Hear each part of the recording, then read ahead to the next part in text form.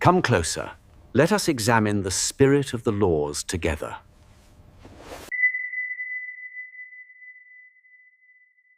In an era when absolute monarchy seemed the only possible form of government, one French aristocrat dared to propose that political order emerges not from royal decree, but from discoverable laws governing all human societies. Charles-Louis de Secondat, Baron de Montesquieu, born in 1689 in Bordeaux, France, spent decades analyzing governments across continents, from the parliamentary systems of England to the despotic empires of Asia, searching for patterns that revealed how political stability actually functions. What Montesquieu discovered would revolutionize political thought, that every society operates according to fundamental laws that can be identified, understood, and applied to create more stable governance. Why do some governments flourish while others collapse into tyranny or chaos? What determines whether citizens enjoy liberty or endure oppression? Can democratic institutions survive in different cultural and economic contexts? These questions guided Montesquieu's lifelong investigation into the hidden architecture of political order. What makes Montesquieu unique is his revolutionary insight that political systems follow discoverable laws as regular and predictable as those governing physical nature.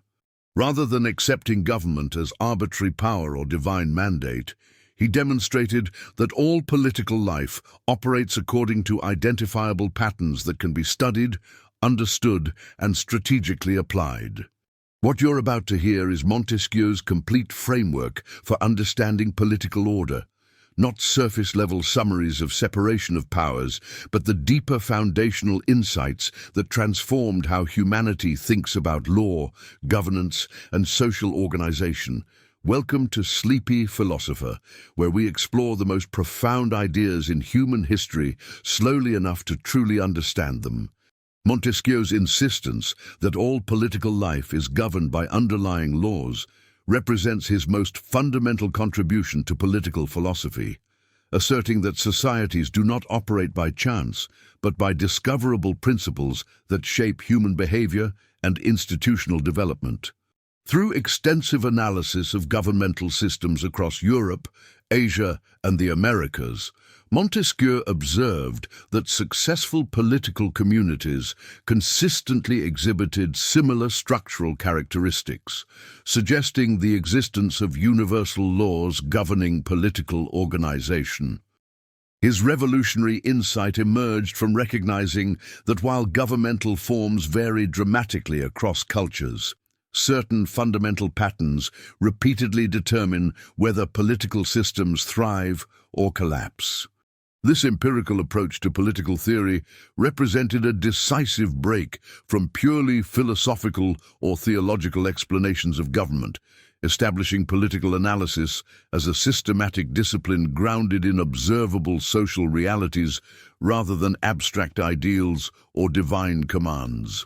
Montesquieu defined law broadly as the necessary relations derived from the nature of things, explaining that genuine laws arise from the inherent properties, needs, and circumstances of societies rather than mere legislative command or governmental decree. His conception distinguished between positive law, the specific rules created by human institutions, and fundamental law, the deeper structural relationships that determine how political communities actually function. These foundational laws operate through systematic connections between environmental factors like climate and geography, economic patterns such as trade and agriculture, cultural characteristics including religious beliefs and social customs, and institutional structures encompassing governmental forms and legal systems. Montesquieu argued that lawmakers who understand and work with these fundamental relations can create stable, effective governance, while those who ignore them inevitably produce unstable, oppressive, or ineffective political systems. These laws operate through predictable patterns of climate, culture, economy, and institutional structure that systematically shape how governments form and function across different regions and historical periods. Montesquieu demonstrated that warm climates tend to produce different governmental needs and capabilities than cold regions, that agricultural societies require different institutional arrangements than commercial ones, that religious traditions influence political organization in measurable ways, and that successful governments consistently match their structures to these underlying social conditions. The laws operate as generative principles, not merely descriptive rules, meaning they actively shape how political communities develop rather than simply documenting what already exists. Understanding these operational mechanisms enables political leaders to anticipate how their decisions will affect broader social systems, how institutional changes will ripple through entire societies, and how different governmental approaches will perform under varying conditions. Modern political science continues applying this foundational concept when analyzing how social conditions influence state stability, democratic development, and institutional performance across different countries and regions. Contemporary researchers examine how economic inequality affects democratic consolidation, how ethnic diversity influences governmental effectiveness, and how cultural factors determine whether political reforms succeed or fail. The analytical framework Montesquieu pioneered enables modern policymakers to understand why certain institutional innovations work brilliantly in some contexts while producing catastrophic failure in others. When political scientists investigate why democratic transitions succeed in some nations while producing civil conflict in others, they apply Montesquieu's insight that political outcomes depend on systematic relationships between governmental structures and underlying social conditions rather than simple institutional design choices. Montesquieu's insight that every form of government rests upon a psychological principle represents one of his most profound contributions to political theory, revealing how political structures derive their sustaining power from fundamental human motivations. Building upon his analysis of law as the foundation of political order, Montesquieu discovered that different governmental systems require different animating forces to maintain stability and legitimacy. These principles function as invisible psychological engines that drive citizens and rulers toward behaviors that either preserve or undermine their political arrangements. The significance of this discovery lies in its demonstration that political institutions cannot be understood in isolation from the human psychology that sustains them. Montesquieu identified three distinct governmental principles that correspond to different forms of political organization. Republican government depends upon virtue as its animating principle, requiring citizens to possess civic dedication and willingness to sacrifice personal interests for the common good. Monarchical government operates through honor, appealing to individuals' desires for recognition, status, and social distinction within a stratified social hierarchy. Despotism functions through fear, where both rulers and subjects are motivated by terror to maintain order through arbitrary power. These principles establish the psychological foundations upon which legal codes, institutional arrangements, and social norms must be constructed. Each principle creates different expectations regarding civic participation, legal enforcement, and governmental authority. These psychological principles operate through specific motivational mechanisms that shape daily political behavior and institutional functioning. In republican systems, virtue manifests through active civic engagement, transparent governance, and citizen education that promotes common interests over personal advancement. Honor-based monarchies create hierarchical social structures where individuals pursue status through service to established institutions and adherence to aristocratic codes of conduct. Fear-driven despotisms generate compliance through unpredictable punishment and arbitrary decision-making that prevents organized opposition. These principles influence everything from educational curricula and judicial practices to military organization and economic policies, creating self-reinforcing systems where institutional arrangements both reflect and strengthen the underlying psychological foundations. Contemporary political analysis reveals the ongoing relevance of these psychological principles in understanding modern governmental challenges and institutional effectiveness. Scandinavian democracies demonstrate how high levels of civic virtue can sustain extensive welfare states and egalitarian policies, while conversely societies experiencing declining social trust often struggle with democratic consolidation.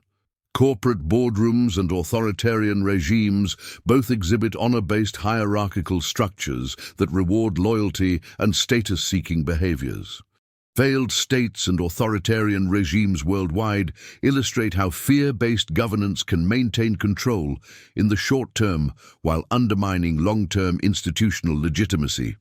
Current research on political polarization shows how different psychological motivations drive citizens toward various forms of participation, from collaborative problem-solving to destructive opposition tactics. Understanding these governmental principles reveals the profound interdependence between political structures and human psychology that Montesquieu identified centuries ago, demonstrating why successful institutional design must account for the motivational forces that will sustain or undermine specific political arrangements.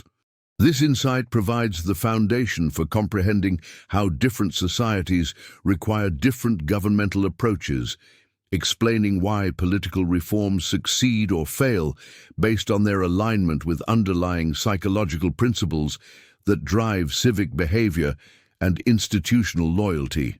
Montesquieu's most profound insight into republican governance reveals that political virtue, defined not as moral perfection, but as systematic commitment to equality and the common good, constitutes the psychological foundation upon which self-governing societies must rest.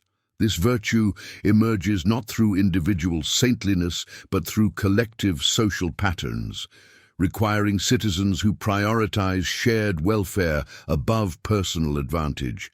Historical analysis shows this psychological orientation typically develops in smaller, cohesive communities, where direct participation in civic life remains possible and social interdependence creates natural incentives for cooperative behavior. The sustainability of republican institutions ultimately depends not merely on constitutional design, but on whether citizens possess the psychological inclination to prioritize collective well-being, making virtue a rare and delicate social achievement rather than a universal human tendency. Montesquieu theorized political virtue as fundamentally distinct from personal morality, representing instead a collective psychological orientation that manifests when citizens consistently choose civic duty over private interest. This virtue operates through what he termed the principle of government, specific motivational forces that sustain different political systems by channeling citizen behavior toward governmental objectives.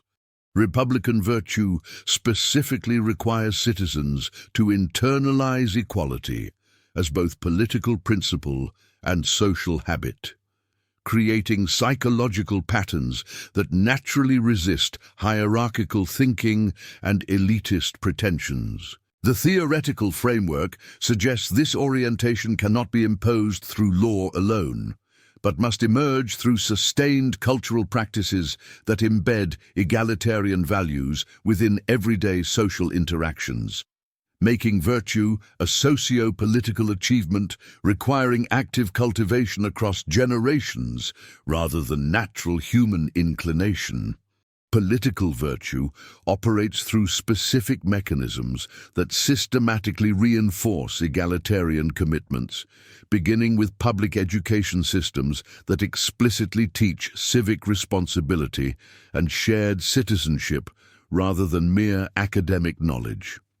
Civic participation creates direct experience with democratic decision-making, allowing citizens to practice prioritization of public goods and develop psychological identification with collective outcomes. Social norms function as informal enforcement mechanisms, creating peer pressure toward equality-minded behavior while discouraging conspicuous displays of wealth or power that would undermine republican principles. Religious institutions and cultural practices often serve as complementary sources of moral education, reinforcing the psychological orientation toward shared sacrifice and mutual obligation that republican governance requires.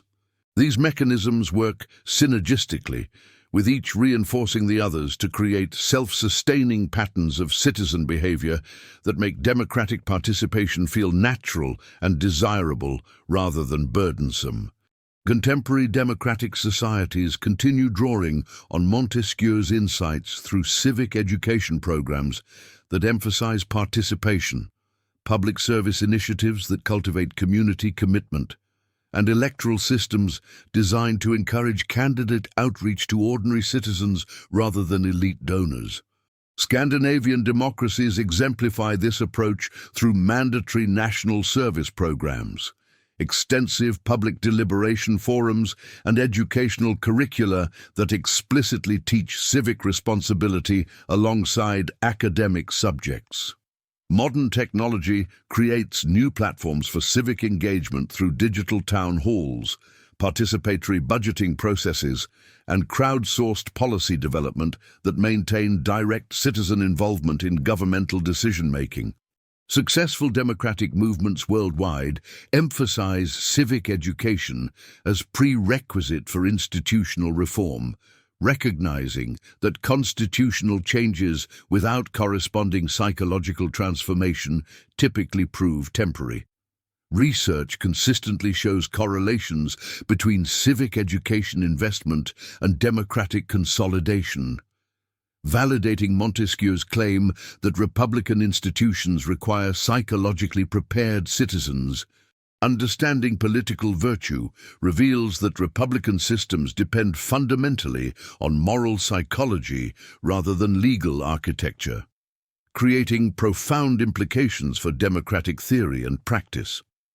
This insight suggests that constitutional design, while important, constitutes necessary but insufficient condition for democratic governance, requiring corresponding cultural and educational commitments to generate citizens capable of sustaining republican institutions. The concept integrates individual ethics with political stability, showing how personal character development becomes prerequisite for collective self-governance rather than peripheral concern. Modern challenges of democratic backsliding often reflect erosion of civic virtue within populations, suggesting that authoritarian appeals succeed when citizens lack psychological commitment to republican values. The framework ultimately demonstrates that political liberty, which Montesquieu identified as primary objective of governmental separation of powers, cannot exist without citizens psychologically prepared to govern themselves responsibly, making virtue both foundation and ultimate test of democratic legitimacy. Montesquieu's analysis of honor as the governing principle of monarchy represents one of his most penetrating insights into how psychological motivations shape political structures. Building upon his foundational work on law and government types, Montesquieu discovered that monarchical systems operate through fundamentally different motivating forces than republican governments, which rely upon civic virtue.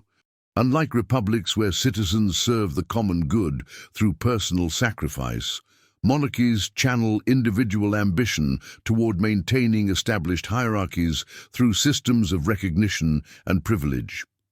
This psychological insight reveals that political stability emerges not merely from institutional design, but from aligning governmental structures with the social motivations that actually drive human behavior in stratified societies. Montesquieu defined honor as a complex social mechanism, operating through structured hierarchies of distinction that encourage elite participation in centralized authority. Honor functions as the psychological principle that makes monarchy sustainable by providing incentive systems for those who hold power to defend the existing order. Unlike republican virtue, which requires citizens to transcend personal interests for collective good, honor harnesses personal ambition by making obedience to hierarchy personally beneficial. This principle operates through established codes of conduct, ceremonial protocols, and institutional rewards that create predictable behavioral patterns among ruling classes. The key insight is that honor transforms what might otherwise be chaotic competition for power into productive loyalty that strengthens centralized governance through structured recognition and privilege allocation. Honor operates through systematic mechanisms of status differentiation that motivate elite behavior through promises of advancement and consequences of disloyalty. The most obvious manifestations appear in formal systems of titles, ranks, and ceremonial positions that create clear hierarchies of recognition, from royal courts down through noble houses and administrative positions. These honor systems function through public ceremonies, where achievements are publicly acknowledged, granting social validation that motivates continued service to the regime. More subtly, honor operates through informal networks of patronage and obligation, where elite status depends upon demonstrating loyalty through appropriate behavior, support during political crises, and proper respect for hierarchy. The crucial mechanism is that honor makes personal advancement dependent upon supporting the existing power structure, thereby aligning individual ambitions with systemic stability through structured incentive systems.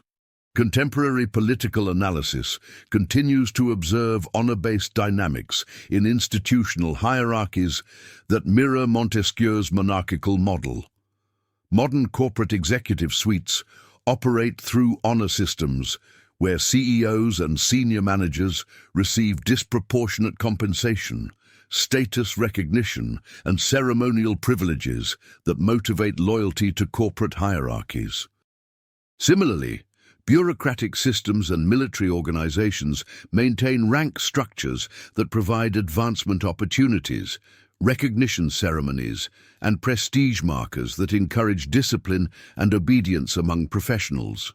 Academic institutions demonstrate similar patterns through tenure systems, prestigious awards, and honorific titles that motivate conformity to established academic hierarchies. Even modern political parties often operate through honor mechanisms, where party leaders receive visibility, access, and symbolic recognition that motivates elite support for party discipline. These contemporary examples illustrate how Montesquieu's analysis of honor-based governance extends beyond traditional monarchy to illuminate power dynamics in stratified modern institutions. Understanding honor as the psychological foundation of monarchy reveals Montesquieu's broader insight that social psychology fundamentally shapes governmental functionality. This analysis demonstrates that political stability emerges from the interaction between institutional structures and the human motivations those institutions can harness or frustrate. Honor-based systems achieve stability by channeling competitive impulses toward maintaining established hierarchies rather than challenging them, creating predictable behavioral patterns that make centralized authority sustainable. The significance extends beyond historical monarchy to illuminate how any stratified system must address the fundamental question of how to motivate elite cooperation with existing power structures.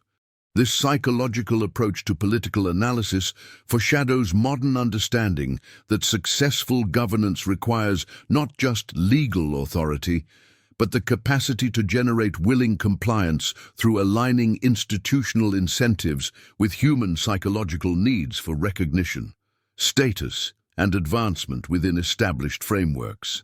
Montesquieu identified fear as the most destructive governing principle, revealing how absolute power fundamentally corrupts both political institutions and human character by reducing complex social relationships to mere command and obedience.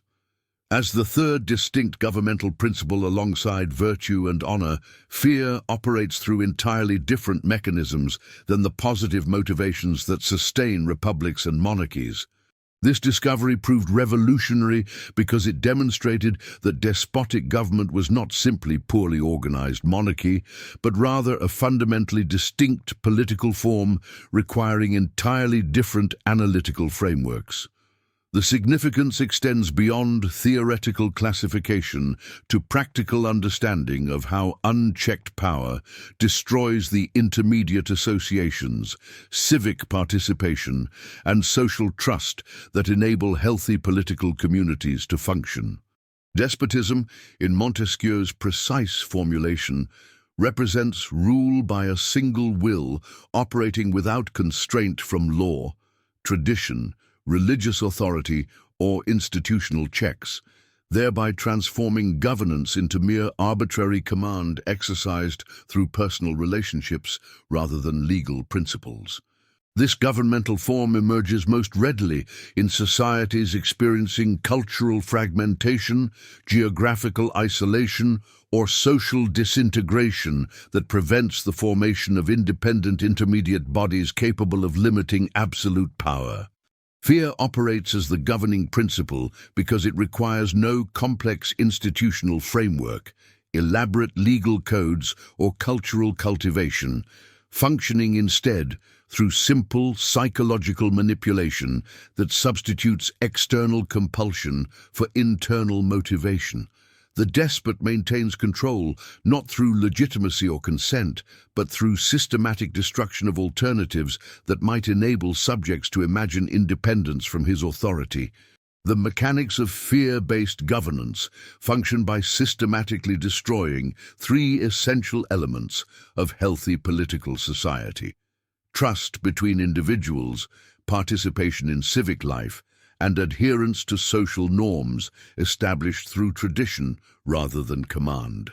Despotic rulers eliminate trust by encouraging informing, surveillance, and competition among subjects, ensuring that interpersonal cooperation can only occur under direct supervision and control. Civic participation dissolves as all independent associations, from professional guilds to religious institutions, face either co-optation or destruction that removes alternative sources of authority and identity beyond the ruler's will. Social norms disappear because arbitrary commands replace traditional practices, creating a legal environment where yesterday's virtues become today's crimes, and subjects can never predict behavioral requirements from established customs or legal principles. Contemporary authoritarian regimes demonstrate identical fear-based mechanisms through sophisticated surveillance systems that eliminate private spheres, systematic purges that eliminate potential opposition, and suppression of civil society organizations that might provide alternative sources of authority and support. Modern digital authoritarianism amplifies these traditional techniques through social media monitoring, facial recognition technology, and data collection that creates comprehensive behavioral profiles, enabling precision targeting of potential dissidents. Economic fear operates through control of employment, housing, and essential services, creating material dependence that makes political opposition economically catastrophic for individuals and families. Cultural fear manifests through language restrictions, educational censorship, and media control that eliminates alternative narratives about historical events, national identity, and political possibilities, thereby limiting subjects' ability to imagine alternatives to existing power structures. Understanding the fear-based mechanics of despotism illuminates Montesquieu's enduring contribution to political theory by revealing why separation of powers and institutional constraints are not merely practical innovations, but philosophical necessities for preventing the corruption of human character through concentrated authority. This analysis demonstrates that despotic government inevitably destroys not only political liberty, but also the social conditions necessary for human flourishing, including trust, creativity, moral development, and community solidarity. The framework reveals how contemporary political challenges, from democratic backsliding to information warfare, can be understood through consistent principles that transcend specific historical contexts and technological innovations. More broadly, this insight shows that Montesquieu's political philosophy addresses fundamental questions about human nature and social organization that remain relevant for understanding contemporary governance challenges, including the persistent tension between order and liberty, the psychological motivations underlying political participation, and the institutional arrangements necessary for balancing power that serves human needs rather than dominating human lives. Montesquieu's climate theory represents one of the earliest systematic attempts to establish empirical links between environmental conditions and political outcomes, marking a revolutionary departure from purely philosophical speculation about human governance. Through his comparative analysis of governments across different geographical regions, Montesquieu observed striking patterns connecting climate to political behavior, suggesting that the physical environment fundamentally shapes human temperament and social organization over extended historical periods. This environmental determinism provided a crucial foundation for understanding why certain governmental forms flourish in specific regions while failing to establish legitimacy elsewhere. The theory emerged from his extensive comparative studies of European, Asian, and American political systems, where he noted that similar institutional arrangements produced dramatically different results depending on geographical context. According to Montesquieu's framework, climate operates through multiple interconnected mechanisms that gradually reshape collective psychology and institutional capacity within affected populations. Hot climates, characterized by higher temperatures and humidity, create physical burdens that drain human energy and initiative, leading populations toward psychological dependency and susceptibility to authoritarian control. The constant struggle against environmental heat and discomfort produces what Montesquieu termed physical despotism in the mind, where individuals naturally seek protection and guidance from centralized authority figures. Conversely, colder climates requiring constant adaptation and resourcefulness generate what Montesquieu called civic energy, psychological resilience, and independence conducive to republican governance and democratic participation. These environmental pressures operate through complex interactions between physical labor requirements, economic development patterns, and cultural habit formation that accumulate over generations. The operational mechanisms of climate theory manifest through three primary channels: physical burden creation, economic pattern development, and cultural habit formation that collectively shape political behavior over centuries. Physical burden mechanisms involve how extreme temperatures, humidity, and seasonal variations directly affect human cognitive capacity, physical endurance, and social interaction patterns, making certain types of political organization more psychologically appealing. Economic pattern mechanisms emerge through how climate determines agricultural productivity, trade opportunities, and technological development requirements, creating material conditions that either encourage or discourage civic participation and political engagement. Cultural habit formation occurs as repeated adaptation to environmental challenges creates enduring psychological dispositions toward cooperation, individualism, or hierarchy that become embedded in social consciousness and institutional expectations. Contemporary research in political science and economic geography continues validating aspects of Montesquieu's environmental determinism, though modern scholars emphasize complex interactions rather than simple causation. Current studies examining the correlation between tropical climate and democratic development show persistent patterns matching Montesquieu's predictions, with hot, humid regions demonstrating significantly lower rates of democratic consolidation regardless of cultural or historical background. Research on institutional quality and climate demonstrates that regions with extreme temperature variations show improved governmental performance when adapted governance structures emerge, supporting Montesquieu's insight about proper institutional environmental alignment. Economic geography research examining the resource curse phenomenon shows how certain geographical conditions either facilitate or constrain governmental capacity, confirming Montesquieu's emphasis on environment shaping governance rather than universal institutional solutions. Montesquieu's climate theory demonstrates his pioneering effort to treat social and political phenomena as historically conditioned and empirically observable rather than purely philosophical abstractions, establishing crucial foundations for modern comparative political analysis. This environmental framework provided crucial insights for understanding why identical governmental structures succeed in some regions while failing catastrophically in others, explaining institutional adaptation requirements and contextual limitations on political reform.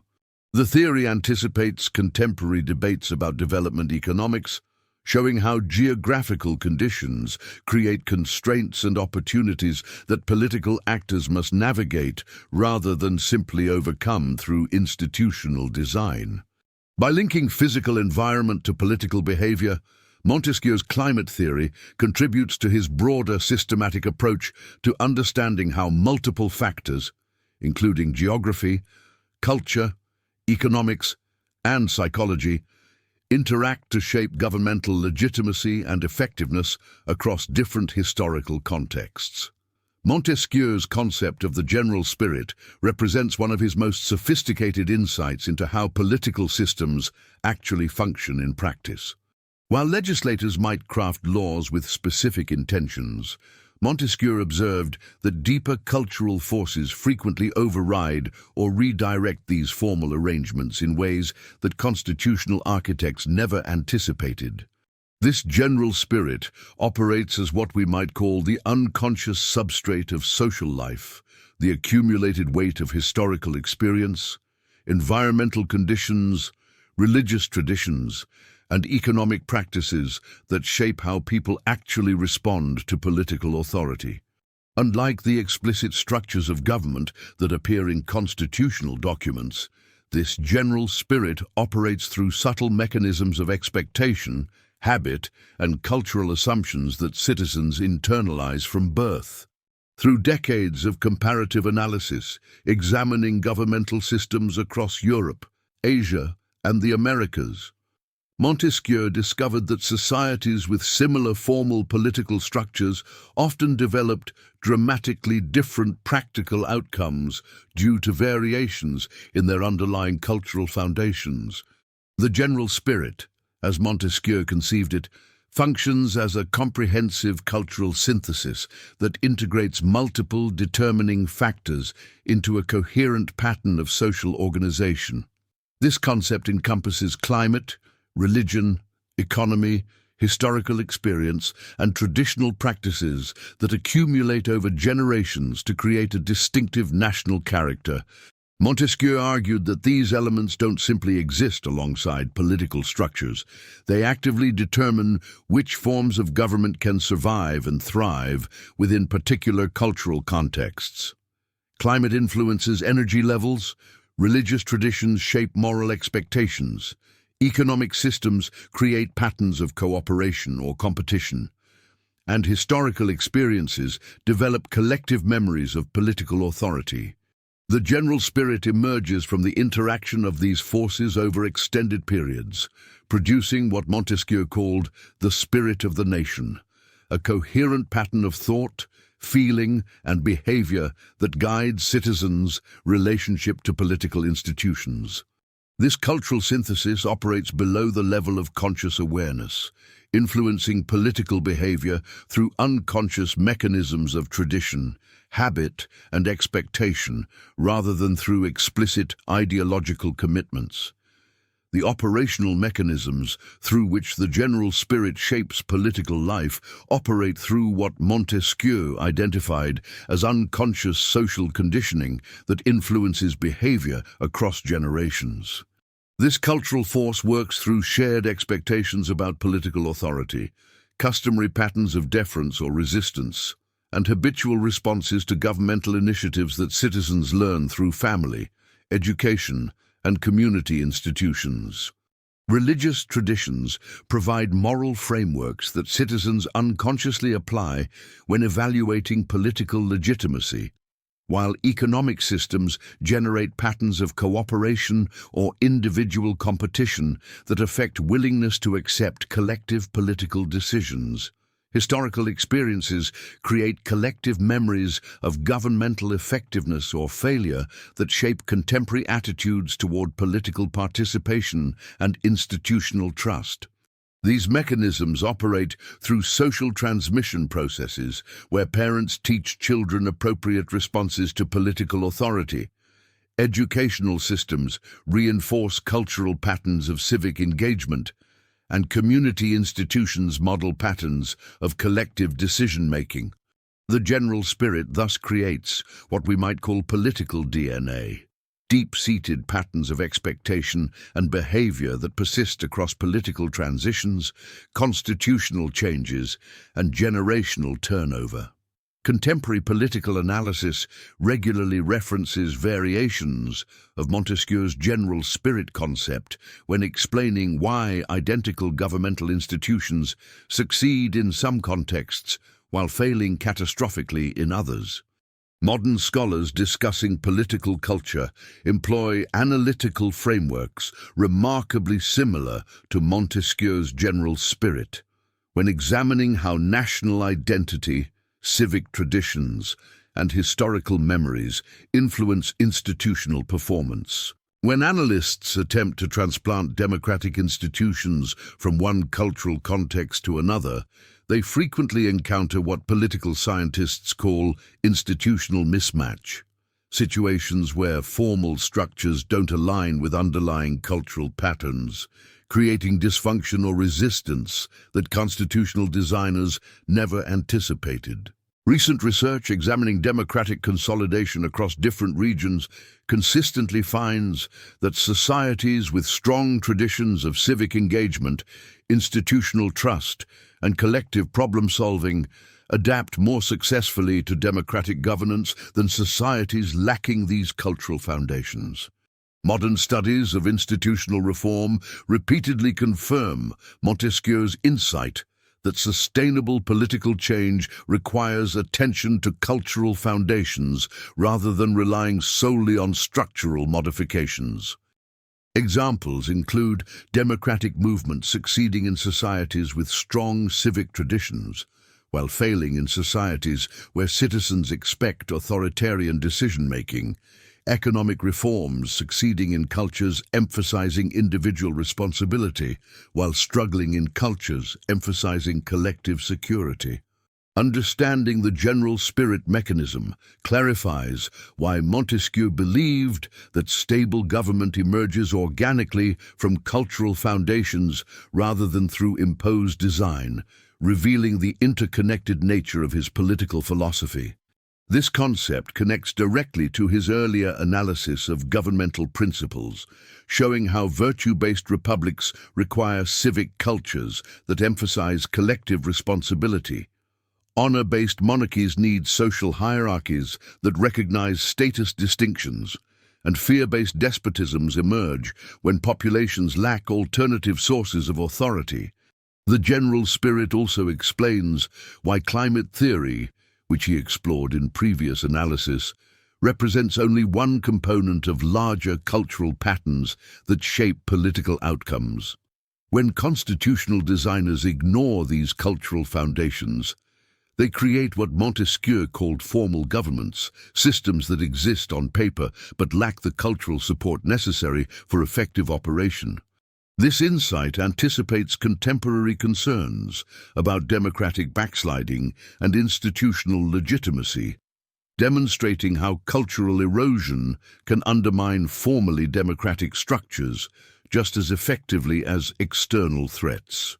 Montesquieu's general spirit concept thus provides the theoretical foundation for understanding why sustainable political institutions must emerge from, rather than impose themselves upon existing cultural patterns, offering a framework for analyzing both historical political development and contemporary challenges to institutional stability. Montesquieu's theory of political liberty represents one of his most enduring contributions to constitutional thought, fundamentally challenging conventional wisdom about the relationship between freedom and governmental authority. While traditional thinkers associated liberty with the absence of governmental restraint, Montesquieu recognized that freedom emerges paradoxically from the presence of well-constructed institutional structures that channel and constrain power rather than eliminate it. This insight emerged from his comparative analysis of governmental systems across different nations and cultures, where he observed that societies with stronger institutional safeguards consistently produced more secure and stable political environments for their citizens. The theoretical framework of Montesquieu's political liberty rests upon the crucial distinction between liberty as personal autonomy and liberty as institutional security.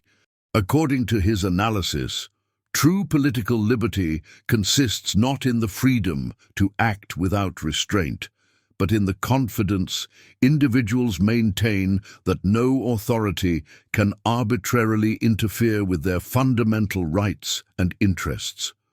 This liberty manifests through what Montesquieu identified as institutional checks and balances, where governmental powers are distributed across multiple centers of authority that monitor and limit each other's actions. The framework depends upon transparent legal processes that establish predictable rules governing the relationship between rulers and the ruled, creating a constitutional environment where arbitrary exercises of authority become structurally impossible. The operational mechanisms of political liberty function through systematic structural restraints that prevent any single authority from dominating the political system. These mechanisms include the separation of legislative, executive, and judicial powers, where each branch possesses specific constitutional authorities that create natural checks upon the others. Judicial oversight ensures that laws are applied consistently and fairly, while legislative bodies retain the power to modify institutional structures when necessary. Executive authority remains limited by constitutional procedures that require transparent justification for policy decisions, and citizens possess formal channels for challenging governmental actions through established legal mechanisms. Contemporary constitutional design across democratic nations reflects Montesquieu's principles through institutional innovations that create structural protection against governmental overreach. Modern due process protections in criminal justice systems require transparent legal procedures before depriving individuals of life, liberty, or property, directly implementing Montesquieu's insight about the necessity of predictable legal constraints. Judicial review mechanisms, where courts can invalidate governmental actions that exceed constitutional authority, embody his belief that liberty depends upon independent institutional oversight. Federal systems that distribute power between national and subnational governments create additional structural barriers against centralization, while freedom of information acts ensure transparency in governmental decision-making processes that Montesquieu considered essential for maintaining citizen security. Understanding political liberty as a structural achievement rather than a natural condition reveals Montesquieu's fundamental contribution to constitutional theory and practical governance. This perspective explains why societies with identical formal legal frameworks can produce dramatically different experiences of freedom depending upon the strength of their institutional checks and balances. The analysis also illuminates why personal autonomy without institutional protection often proves insufficient for maintaining genuine political liberty, as individual freedoms remain vulnerable to arbitrary interference when constitutional mechanisms fail to constrain governmental power effectively. This insight continues to inform contemporary debates about democratic consolidation, institutional reform, and the protection of civil liberties in an era of increasing governmental capacity for surveillance and control. Montesquieu's doctrine of the separation of powers stands as one of the most revolutionary mechanisms in political theory, fundamentally transforming how human societies organize governmental authority to prevent tyranny. Building upon his earlier analysis of political liberty and constitutional design, Montesquieu developed this system through decades of comparative study, examining how different governmental structures either preserved or destroyed individual freedoms across diverse societies.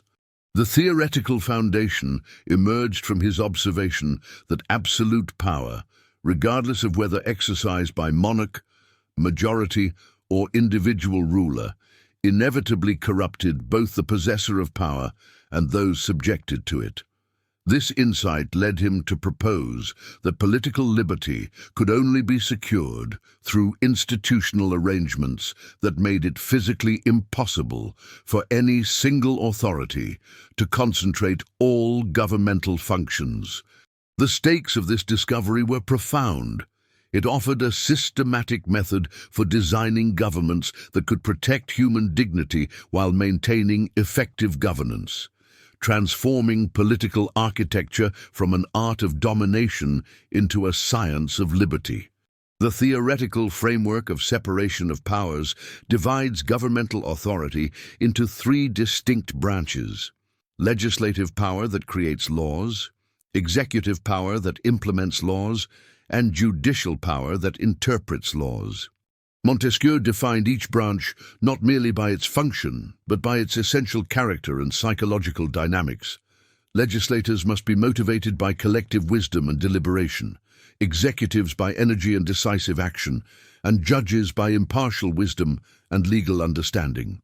Each branch possesses specific institutional characteristics that distinguish it from the others. Legislatures require large bodies with diverse representation, executives need centralized authority with rapid decision-making capacity, and judicial systems demand independence from both political pressure and popular sentiment.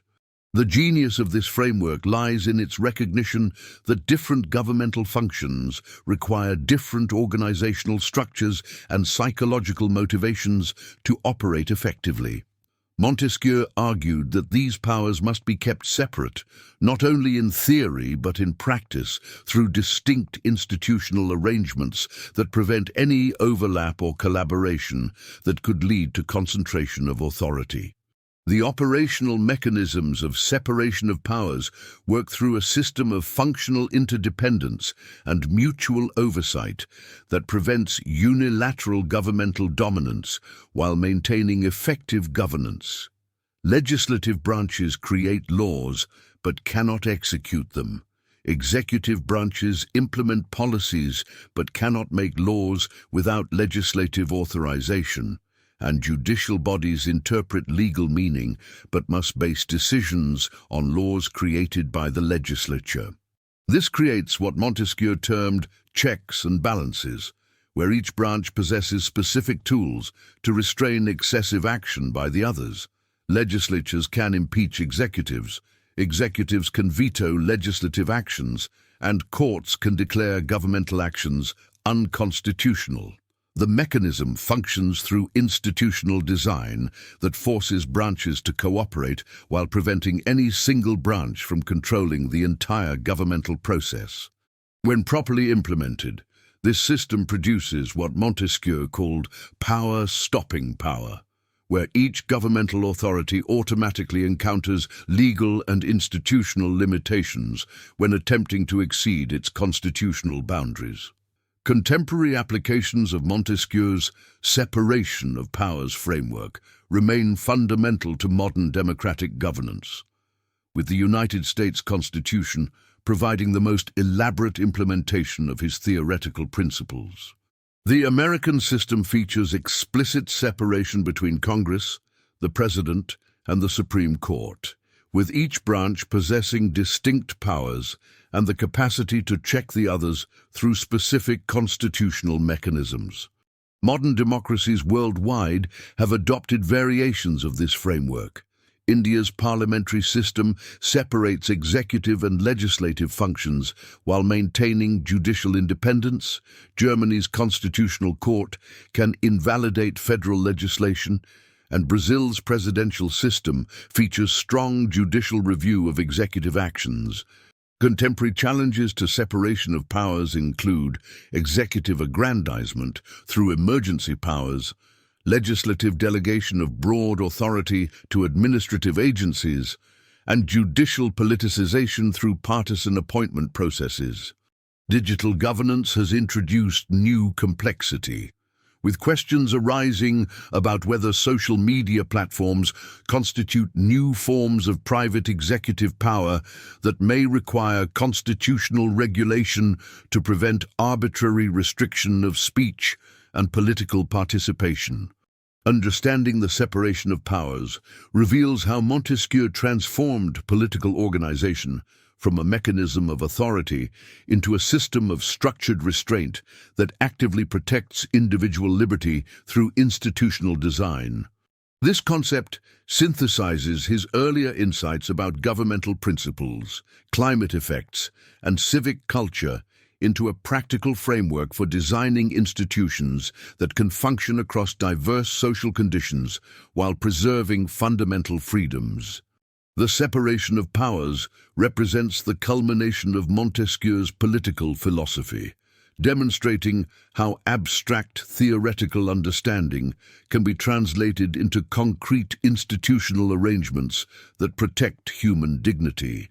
Contemporary constitutional designers continue to rely on these principles when creating new governmental systems, adapting the framework to address modern challenges while maintaining the core insight that liberty requires institutional constraints on governmental authority. This enduring relevance confirms Montesquieu's achievement in creating a systematic approach to political architecture that serves not merely as historical interest, but as an ongoing foundation for democratic governance worldwide. Montesquieu's theoretical framework for checks and balances emerges from his recognition that institutional separation alone cannot guarantee liberty without active mechanisms that incentivize mutual restraint. Building upon his analysis of governmental principles, Montesquieu argued that each branch must possess both the constitutional authority and psychological motivation to counter potential abuses by the others. This system requires what he termed power-stopping power, institutional designs that transform governmental competition into protective equilibrium rather than destructive conflict. The framework operates through carefully calibrated incentives that align branch interests with constitutional preservation, ensuring that liberty emerges not from institutional division, but from dynamic interaction between separated powers. Understanding this mechanism reveals why Montesquieu's system transcends mere structural arrangements to become a sophisticated theory of political psychology.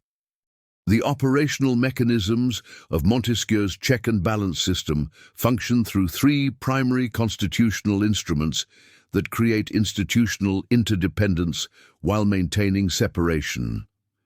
Veto power allows each branch to block actions by others, forcing negotiation and compromise rather than unilateral decision-making, while preventing any single institution from accumulating excessive authority.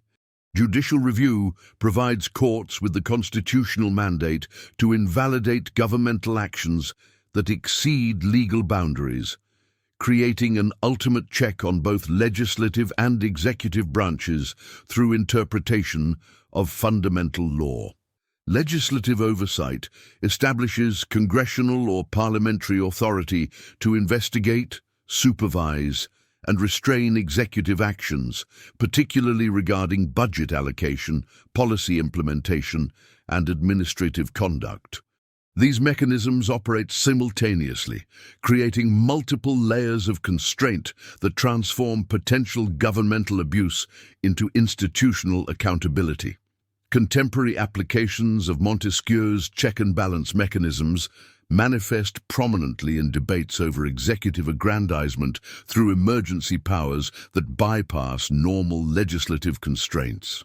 Modern presidential systems worldwide struggle with leaders invoking crisis authority to circumvent constitutional limitations, demonstrating how Montesquieu's insight about the need for active restraint remains crucial for democratic preservation. Court independence faces challenges through partisan appointment processes that threaten judicial impartiality, while legislative delegation of broad authority to administrative agencies creates what Montesquieu would recognize as a dangerous concentration of power in unelected bodies. Digital governance introduces new challenges where private technology platforms exercise quasi-governmental authority over information access and public discourse, requiring constitutional frameworks that can address private power concentration. These contemporary manifestations show how Montesquieu's 18th-century insights about institutional balance remain central to 21st-century constitutional challenges. The integrative implications of Montesquieu's check and balance system reveal his sophisticated understanding of how political liberty emerges from institutional design rather than human virtue alone. By creating structures that channel competitive impulses toward constructive outcomes, his system transforms potential governmental abuse into protective equilibrium, showing that constitutional constraints can function through self-interested institutional behavior rather than altruistic motivation.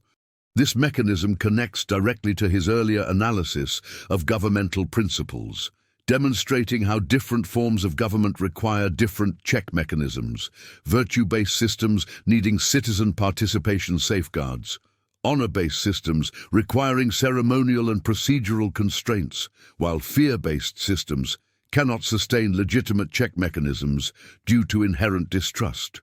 The system also validates his climate and cultural analysis, showing how institutional mechanisms must align with social conditions to function effectively, explaining why identical constitutional structures produce different outcomes across different cultural contexts.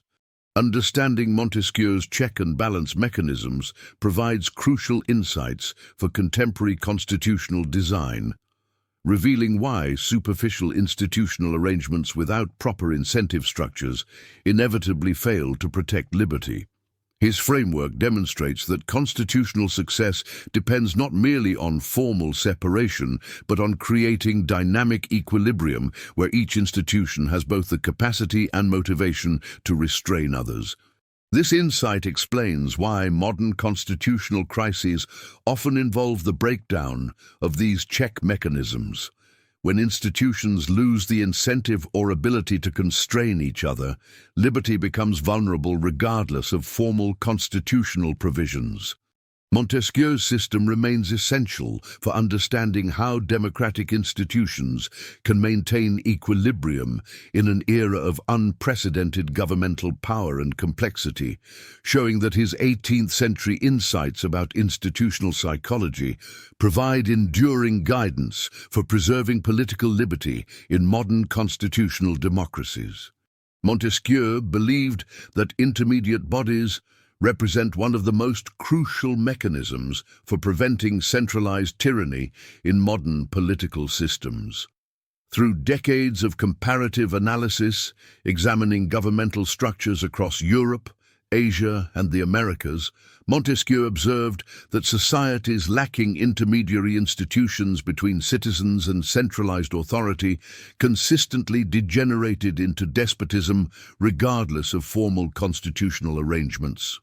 These intermediate bodies, which he defined as nobility, guilds, municipalities, and professional associations, functioned not as aristocratic privileges, but as essential social structures distributing political authority across multiple centers of power. The significance of this insight lies in demonstrating that constitutional design alone cannot guarantee liberty without the supporting architecture of civil society institutions that provide meaningful participation opportunities beyond formal governmental channels. Montesquieu's theoretical framework for intermediate powers rests upon the principle that legitimate political authority must emerge organically from social relationships rather than being imposed from above by centralized governmental decree.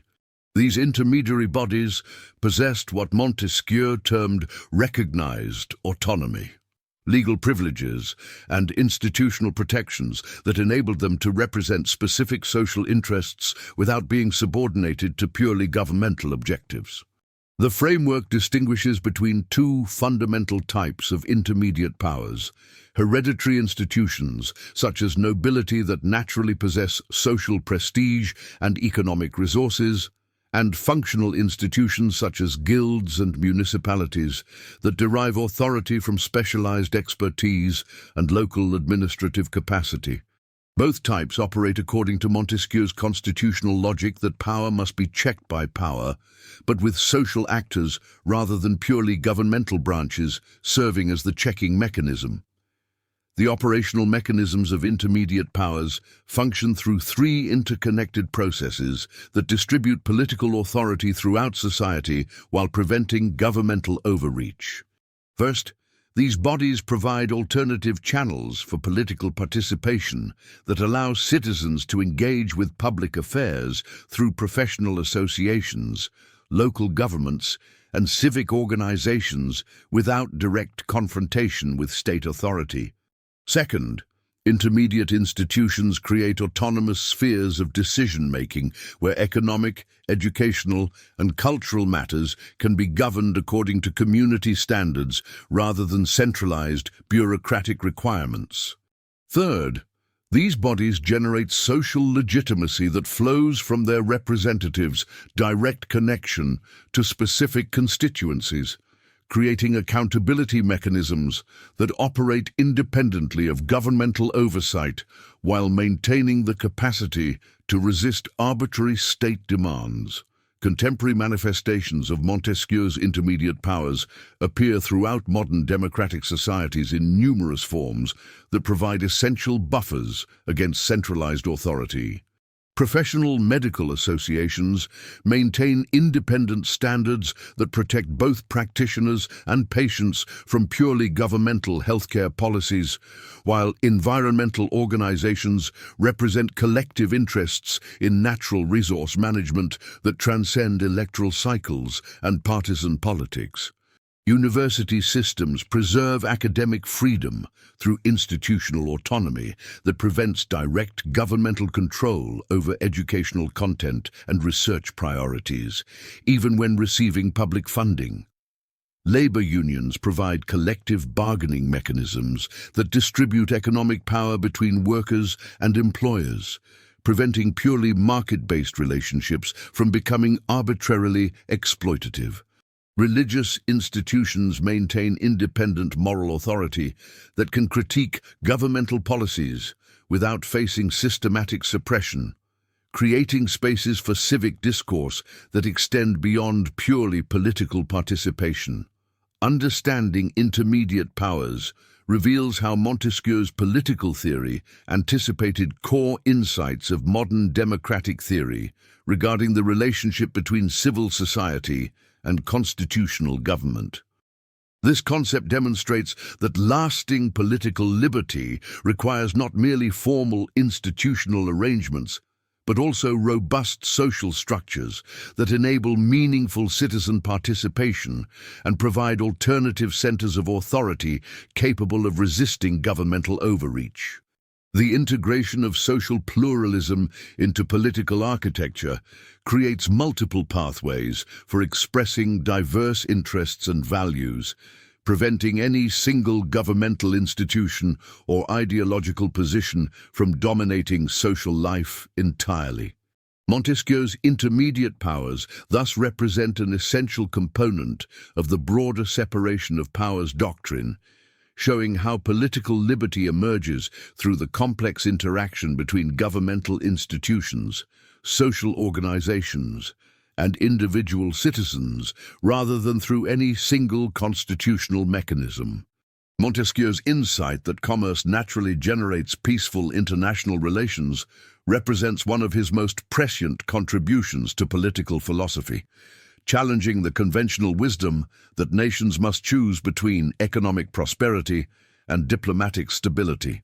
Through decades of comparative analysis examining the commercial relationships between European nations and their trading partners across Asia, Africa, and the Americas, Montesquieu observed a fundamental pattern.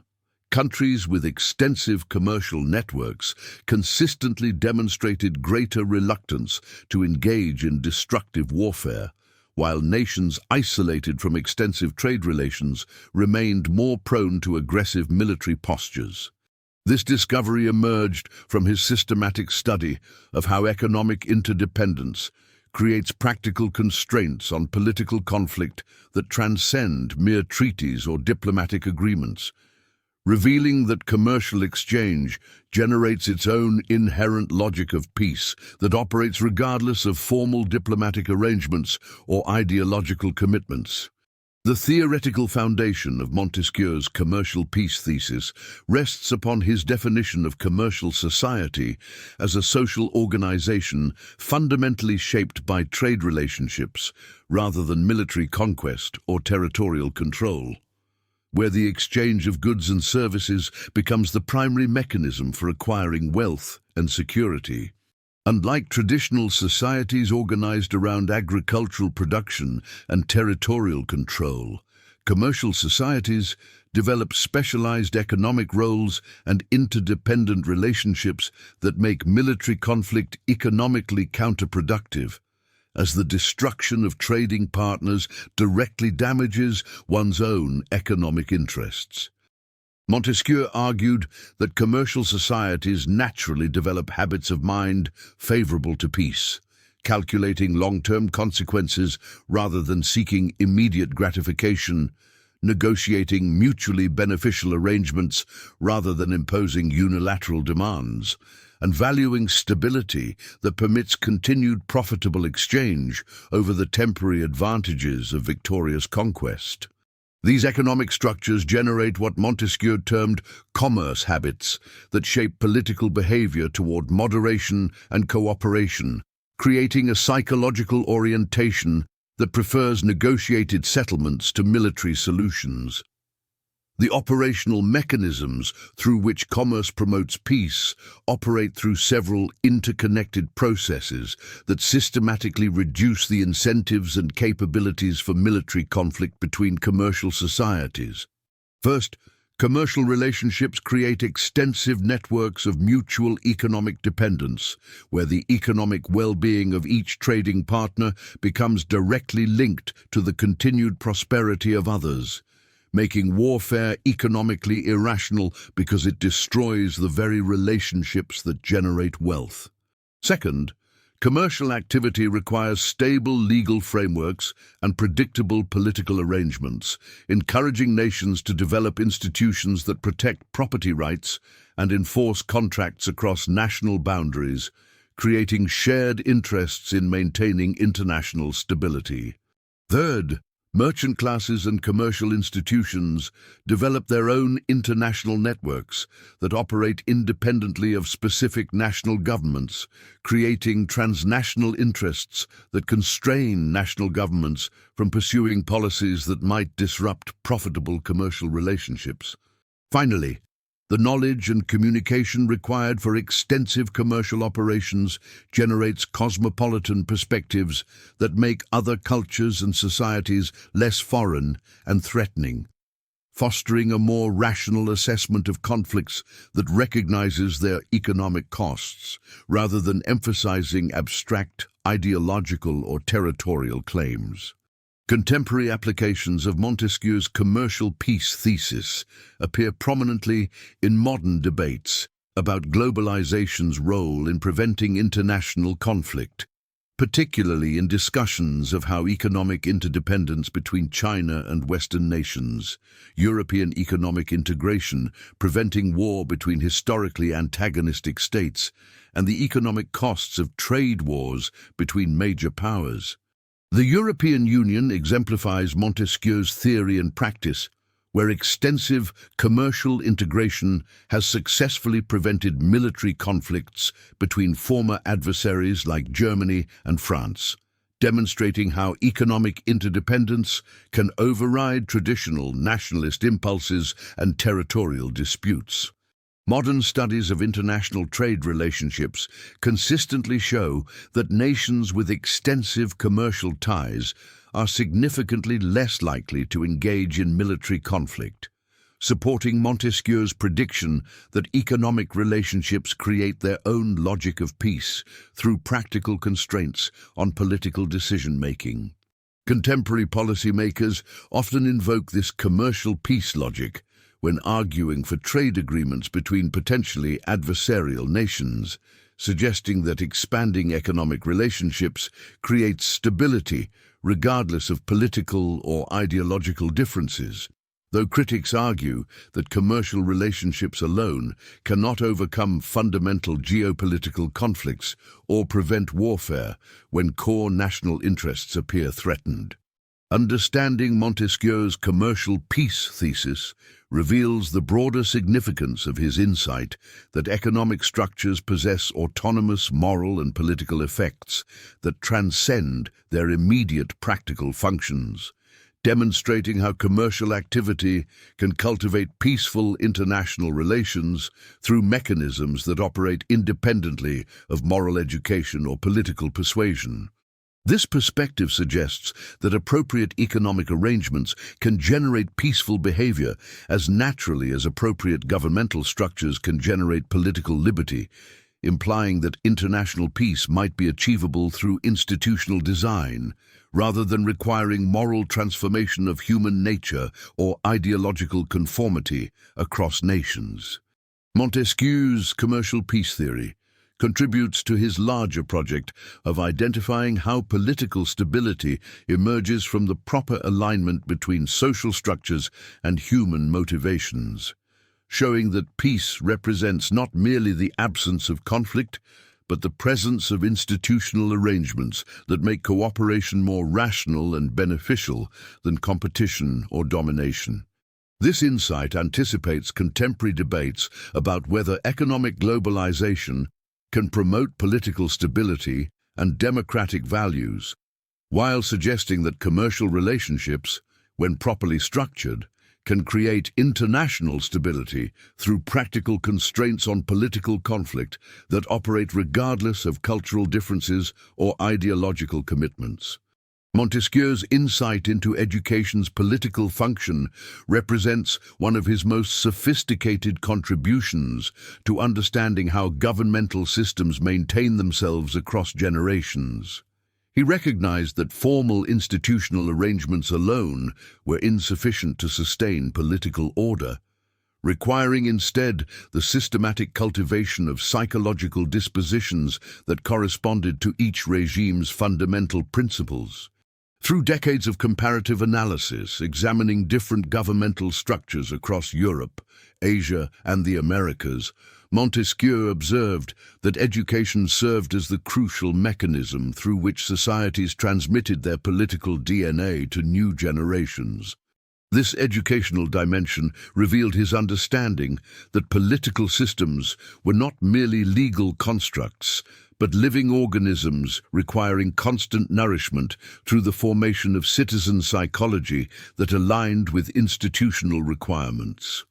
Montesquieu defined political education as the systematic cultivation of specific psychological dispositions that corresponded to the governing principle of each regime type.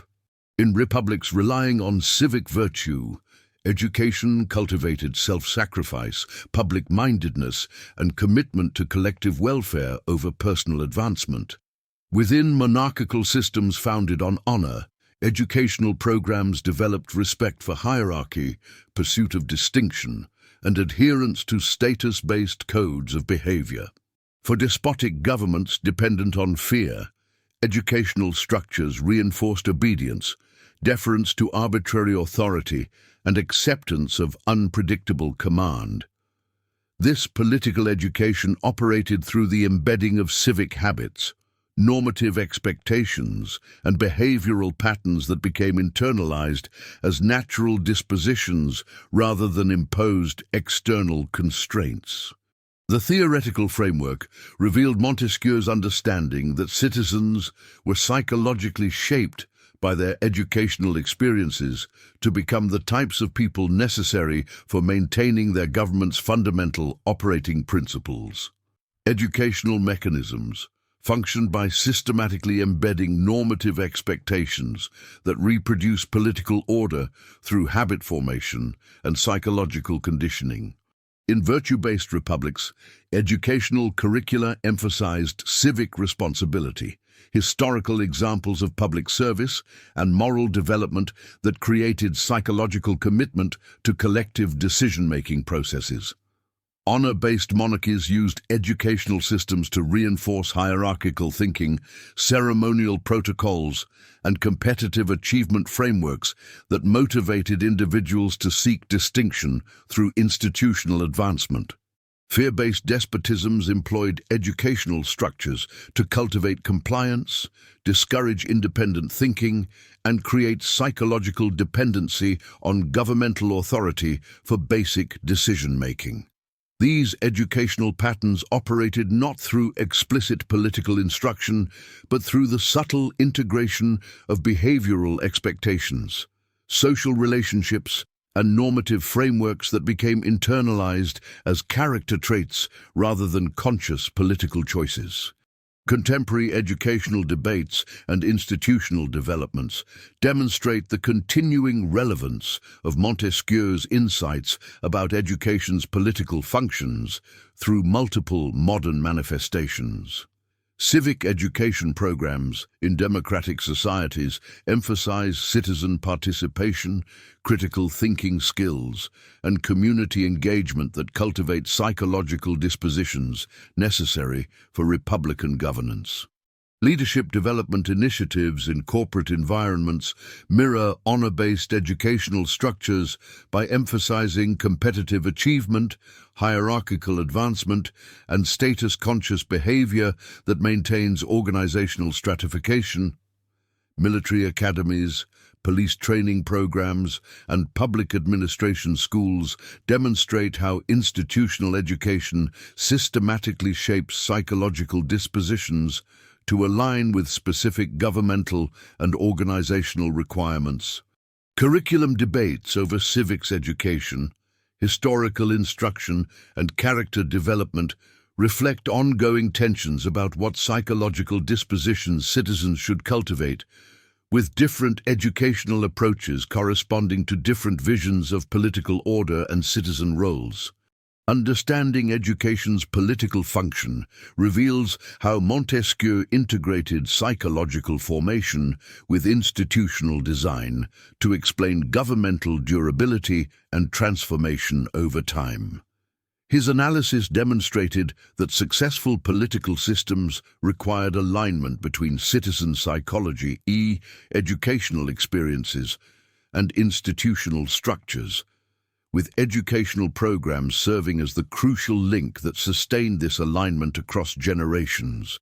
This insight explained why formal constitutional innovations often failed when they contradicted existing educational patterns and psychological expectations, while successful institutional changes typically accompanied transformations in educational systems that cultivated new citizen dispositions. Montesquieu's educational theory thus provided a comprehensive framework for understanding how political systems maintained themselves through the systematic formation of citizens who possessed the psychological characteristics necessary for sustaining their government's fundamental operating principles, revealing the deep interconnections between psychological development, educational structures, and political stability.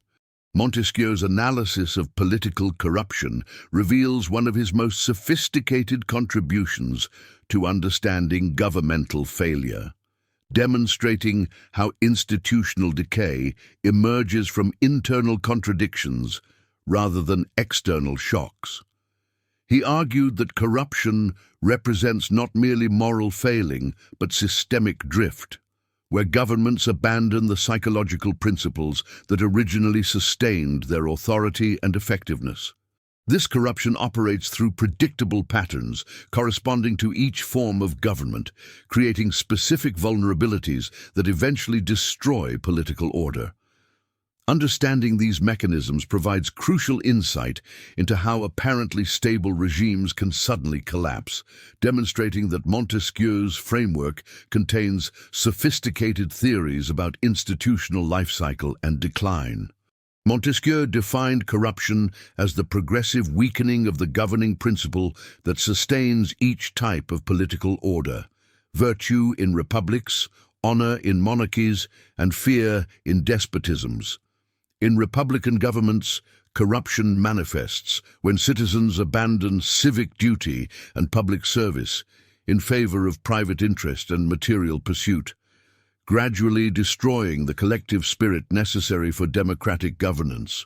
Monarchical corruption emerges when the aristocratic values of honor and distinction become hollow pretenses, with elite behavior driven by mere ambition rather than genuine respect for hierarchical social order.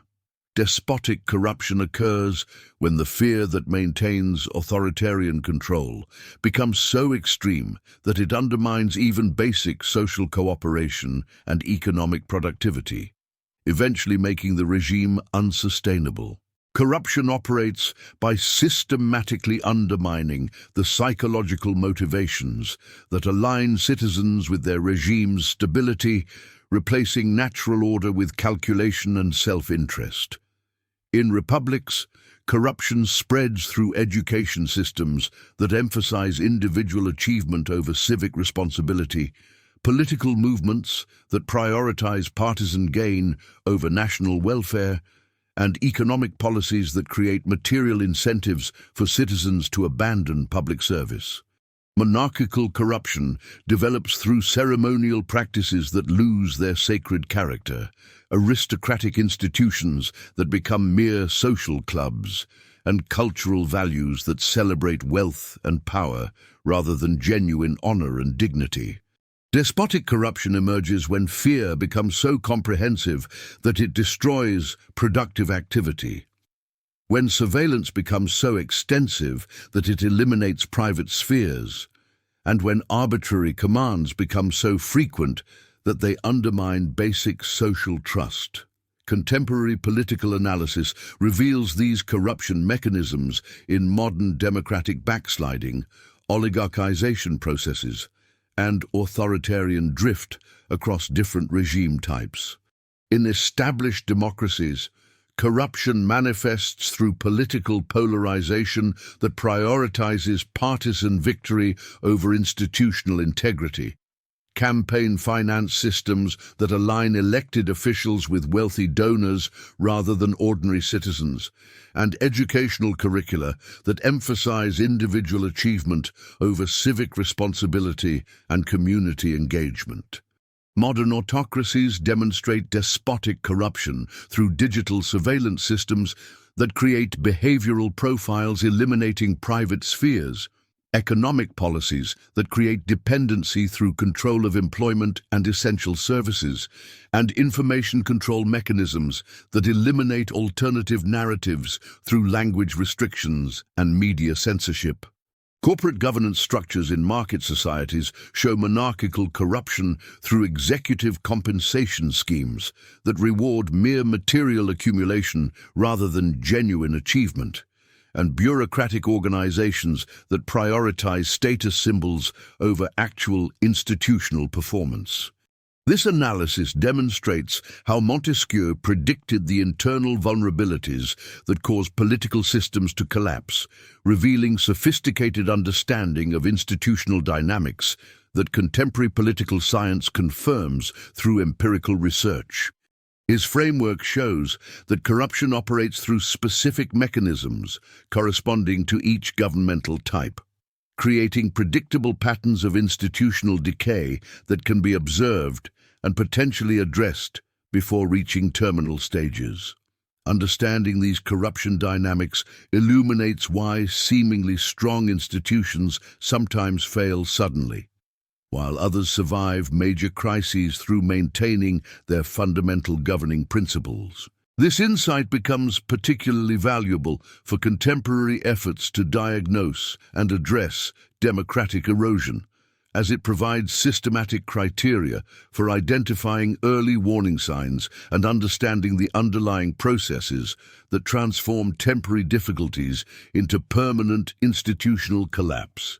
Montesquieu's analysis of luxury represents one of his most nuanced insights into how economic behavior fundamentally reshapes political order, revealing that consumption patterns serve as both engines of prosperity and potential sources of systemic instability. Through his comparative study of historical empires and contemporary societies, Montesquieu discovered that luxury operates differently across governmental forms, functioning as a stabilizing force in monarchies while undermining the essential virtues required for republican survival. His examination of Rome's commercial expansion, Chinese imperial corruption, and European nobility's economic transformation demonstrated how the same economic phenomenon produces dramatically different political consequences depending on underlying institutional principles. This understanding illuminates why economic policy cannot be separated from constitutional design, as material incentives inevitably reshape the psychological foundations upon which political systems depend. Montesquieu defined luxury as the consumption of superfluous goods and services that extend beyond basic needs, while simultaneously stimulating economic activity through aspirational emulation and status competition.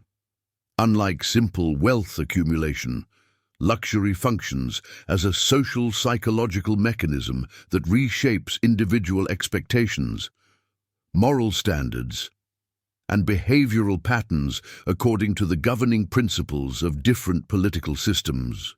In monarchical societies, luxury operates through honor-based motivation, encouraging individuals to pursue material display as a means of gaining social recognition and political influence through conspicuous consumption. Republican societies require virtue-based self-restraint, where luxury undermines civic dedication by prioritizing individual advancement over collective welfare through materialistic values that corrupt public service. Despotic systems cannot sustain luxury because fear-based governance eliminates the economic security necessary for long-term consumption planning, while extreme inequality prevents broad-based participation in status competition. The operational mechanisms of luxury reveal how economic incentives systematically reshape political psychology through several interconnected processes that operate differently across governmental forms. In honor-based monarchies, luxury stimulates ambition by creating visible markers of social success that motivate individuals to pursue positions of authority and influence, thereby strengthening rather than undermining the hierarchical order through competitive achievement. Virtue-based republics experience luxury as a corrosive force that shifts focus from civic dedication to personal advancement, where citizens begin prioritizing material accumulation over public service, gradually abandoning the self-sacrifice essential for democratic governance. Despotisms face luxury-induced instability when limited elites acquire sufficient resources to challenge centralized authority, while the broader population experiences resentment toward inequality that undermines the fear-based compliance necessary for authoritarian survival. These mechanisms operate through feedback loops where economic behavior shapes political expectations, which in turn influence future consumption patterns. Contemporary debates about consumerism, income inequality, and economic incentives directly mirror Montesquieu's insights about luxury's differential impact across political systems, revealing how modern material prosperity can either strengthen or undermine democratic institutions depending on how consumption patterns align with civic values. Scandinavian societies demonstrate luxury functioning within virtue-based frameworks through high taxation and generous social programs that channel material aspirations toward collective welfare rather than individual accumulation, maintaining stable democratic governance through luxury, serving Republican principles. American political polarization reflects luxury undermining virtue-based civic culture through consumerism that prioritizes individual status competition over community commitment, contributing to democratic strain when material expectations exceed collective capacity to satisfy them. Authoritarian societies struggle with luxury-induced instability when limited elite consumption creates resentment, while the broader population lacks resources for meaningful participation in status competition, leading to political tensions that challenge centralized control. Corporate executive compensation packages in democratic societies illustrate honor-based luxury mechanisms where material accumulation serves hierarchical status competition within institutional frameworks. Understanding luxury's effects on political stability reveals the fundamental connection between economic behavior and institutional resilience, demonstrating that no political system can survive if its material incentives contradict the psychological principles required for legitimate governance. This insight illuminates why contemporary democratic consolidation requires attention to both constitutional design and economic policy, ensuring that consumption patterns strengthen rather than undermine civic virtue through institutional arrangements that channel material aspirations toward collective welfare. Montesquieu's analysis provides a framework for evaluating how modern welfare states, taxation systems, and regulatory policies either reinforce or corrode the psychological foundations necessary for democratic survival, offering crucial guidance for contemporary institutional reform. His insights about luxury's differential impact across governmental forms reveal that economic policy must align with constitutional principles to maintain institutional stability, establishing the theoretical foundation for understanding how material incentives shape political legitimacy in modern democratic societies. Montesquieu's examination of slavery and servitude reveals one of his most profound insights into the contradictions between legal theory and moral practice. Through decades of comparative analysis examining governmental systems across Europe, Asia, and the Americas, He discovered that no society could maintain consistent legal principles while simultaneously denying fundamental human liberty. This contradiction became particularly evident in colonial societies where European legal traditions claiming universal rights coexisted with institutionalized human bondage. The moral contradictions inherent in such systems, he argued, undermined their own legitimacy and created lasting damage to civic virtue and political stability. Understanding this contradiction proved essential to his broader theory of how law, social conditions, and governmental principles must align to create stable political order. Montesquieu defined slavery as fundamentally incompatible with rational legal principles because it replaced voluntary cooperation with coercive domination, creating legal relationships based on force rather than justice. He systematically dismantled the common justifications of his era, demonstrating that neither practical convenience, military necessity, nor economic efficiency could legitimate the systematic denial of human autonomy. The philosophical foundation of slavery, he argued, rested upon a logical error that treated some humans as property rather than persons, contradicting the very principles that made legal systems possible. Natural law required that legal relationships emerge from rational agreement between equal beings, making slavery an institutional contradiction that corrupted legal reasoning at its foundations. This theoretical framework established slavery not merely as unfortunate, but as logically impossible within any coherent legal system that claimed universal principles. Slavery operated through three primary mechanisms that systematically corrupted political order: the institutionalization of fear that replaced civic virtue with survival instinct, the degradation of character that made citizens incapable of rational self-governance, and the distortion of legal norms that made justice arbitrary rather than principled. The constant presence of absolute power in human relationships destroyed the mutual respect necessary for republican virtue, while the concentration of control in slaveholders eliminated the checks and balances that Montesquieu considered essential for political liberty.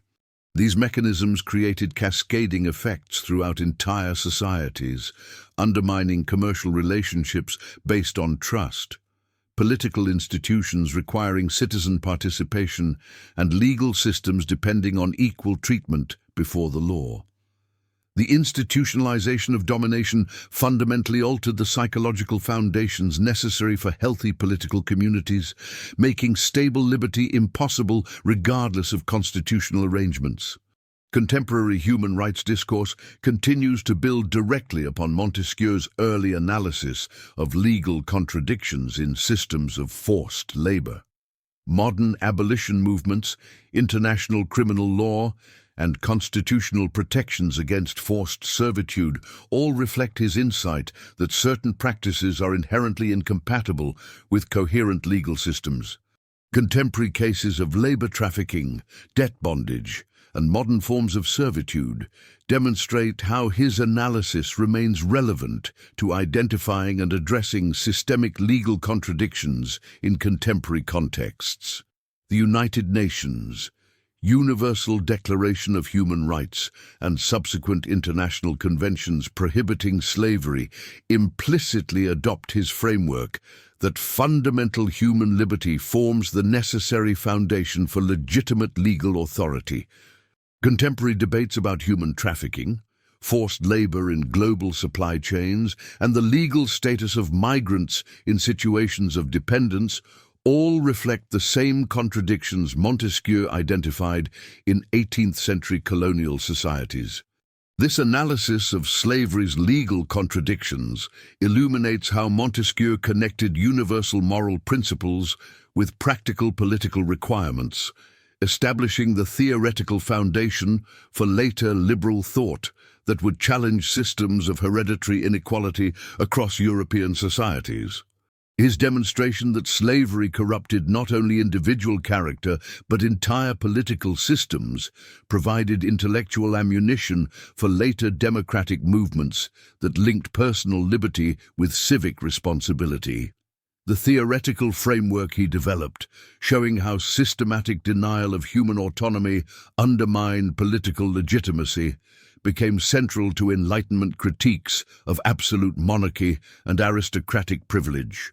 This connection between moral universality and political stability would influence subsequent thinkers, including Adam Smith, Immanuel Kant, and the American founding fathers, who incorporated these insights into constitutional frameworks, protecting individual liberty against governmental overreach. The philosophical foundations Montesquieu established through his analysis of slavery would ultimately support the broader democratic movements of the 18th and 19th centuries that challenged hereditary political hierarchies throughout the Western world.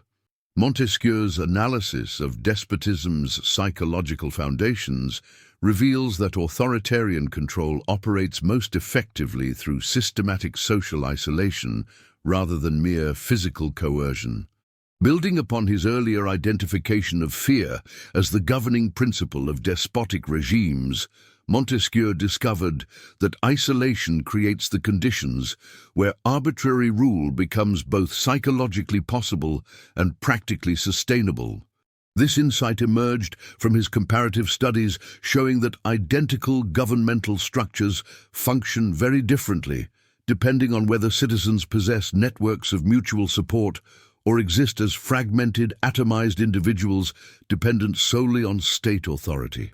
The psychological mechanism of isolation thus represents one of despotism's most sophisticated tools for transforming populations from potential resistors into compliant subjects.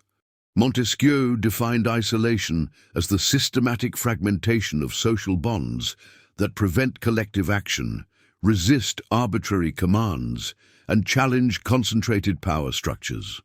This fragmentation operates through the deliberate destruction of intermediary institutions, the professional guilds, religious organizations, civic associations, and economic partnerships that normally provide individuals with resources, support, and alternative sources of authority beyond the state. In despotic conditions, isolation manifests as the systematic elimination of private spheres, the destruction of horizontal social networks, and the creation of what Montesquieu termed social atomization. The isolated individual becomes psychically isolated from meaningful community connections, economically dependent on state-controlled resources, and politically powerless to organize resistance against arbitrary authority. The operational mechanisms of isolation function through three interconnected processes: communication destruction, trust elimination, and shared action prevention. Communication destruction involves restricting information flow between citizens, surveilling private conversations, and creating uncertainty about what others might be thinking or planning. Trust elimination operates through systematic competition among subjects, promotion of mutual suspicion, and creation of situations where cooperation carries severe personal risks. Shared action prevention involves eliminating opportunities for collective organization, disrupting social gatherings, and making coordination difficult through arbitrary restrictions on movement, association, and resource sharing. These mechanisms work synergistically to create populations that cannot trust their neighbors, cannot communicate freely, and cannot organize resistance, thereby making the despot's arbitrary will the only reliable framework for survival. Contemporary manifestations of Montesquieu's isolation mechanisms appear most clearly in modern digital authoritarianism, where surveillance systems create comprehensive behavioral profiles that eliminate private spheres, while social media monitoring and data collection enable unprecedented psychological fragmentation. Targeted repression strategies isolate potential dissidents through employment blacklisting, housing restrictions, and essential service denial, creating economic dependence that prevents resistance.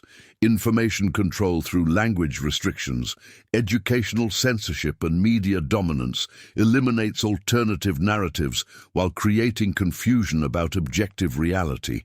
These techniques produce psychological isolation, even in societies where traditional mechanisms like informant networks or surveillance neighborhoods have largely disappeared, demonstrating how technological advancement has enhanced rather than diminished despotism's capacity for social fragmentation. Understanding isolation's role in maintaining authoritarian control illuminates Montesquieu's broader insight that political domination relies as heavily on psychological manipulation as on physical force. The effectiveness of modern authoritarianism depends not merely on surveillance capacity or police repression, but on the systematic destruction of social networks that enable collective resistance and shared understanding.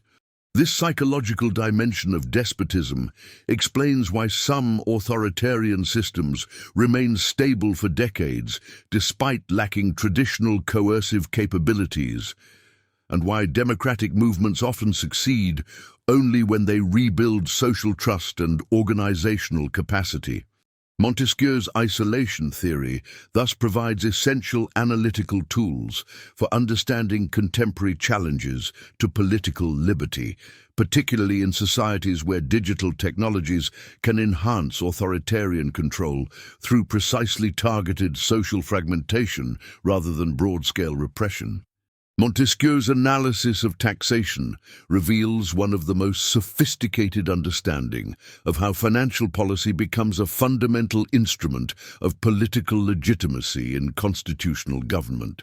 Through decades of comparative study examining governmental systems across Europe, Asia, and the Americas, Montesquieu discovered that taxation functions not merely as revenue collection, but as a delicate mechanism that can either strengthen democratic institutions through proportional burden sharing, or undermine political stability through arbitrary financial pressure that breeds resentment and resistance. Montesquieu defined effective taxation through three critical characteristics that align fiscal policy with the economic structure and constitutional principles of different governmental forms. In republics based on civic virtue, taxation must be proportional to citizen wealth while maintaining transparency that allows public oversight of governmental spending. In monarchies organized around honor-based hierarchies, taxation should respect established privileges while ensuring predictable revenue streams that support institutional stability. In despotic regimes operating through fear, taxation becomes arbitrary extraction that serves to maintain political control rather than public welfare. The operational mechanisms of taxation operate through systematic incentive structures that shape citizen behavior and political participation. Proportional taxation fosters trust by ensuring that financial burdens reflect economic capacity while creating transparent accountability between citizen contribution and governmental service delivery. When taxation becomes unpredictable or excessively burdensome relative to economic conditions, it generates psychological resistance that undermines institutional legitimacy and creates social atomization where citizens withdraw from civic engagement. Effective fiscal policy therefore operates as both a practical necessity for governmental function and a psychological foundation for political cooperation. Contemporary fiscal policy debates reflect Montesquieu's insights through recurring tensions between progressive taxation systems designed to redistribute wealth and flat tax proposals emphasizing economic neutrality.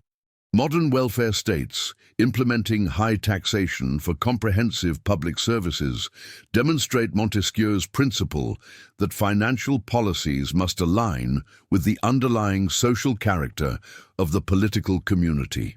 However, When tax systems create excessive disparities between contribution and benefit, they generate the political resentment that Montesquieu identified as a primary threat to constitutional stability. This taxation analysis demonstrates Montesquieu's innovative connection between economic mechanisms and political legitimacy, revealing how financial policy becomes a constitutional foundation rather than merely administrative detail. His framework shows that taxation must operate within the psychological parameters established by the governmental form, while serving as an instrument that either reinforces or undermines the basic principles that sustain political order. Understanding this relationship provides essential insight into contemporary challenges, where fiscal policy debates frequently center on the fundamental question of what economic arrangements best support constitutional government and democratic legitimacy.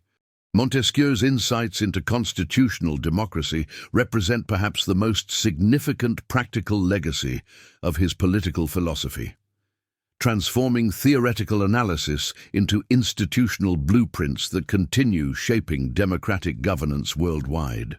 Through decades of comparative study examining governmental systems across Europe, Asia, and the Americas, Montesquieu identified fundamental principles for structuring political authority that would prevent the concentration of power leading to despotism while maintaining effective governance capacity.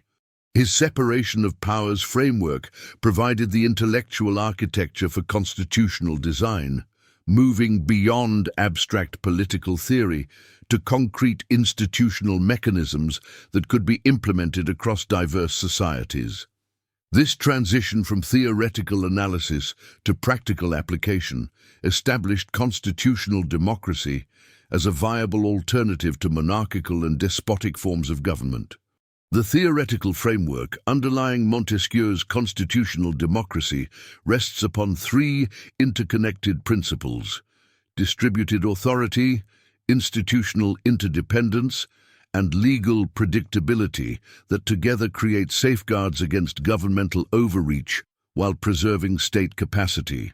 He argued that political liberty emerges not from popular sovereignty alone, but from governmental structures that prevent any single authority from acting with unlimited discretion, recognizing that unchecked power inevitably corrupts regardless of initial intentions. His analysis of intermediate powers revealed that institutional balance requires multiple centers of decision-making that check and restrain each other through constitutionally defined processes and procedures. The general spirit of a nation, as Montesquieu previously established, must align with constitutional frameworks for effective operation, suggesting that constitutional democracy requires cultural support for procedural governance and civic responsibility rather than merely formal institutional arrangements. Constitutional democracy operates through institutional mechanisms that transform Montesquieu's theoretical insights into practical governance structures involving separation of legislative, executive, and judicial functions with specific checks and balances preventing unilateral action.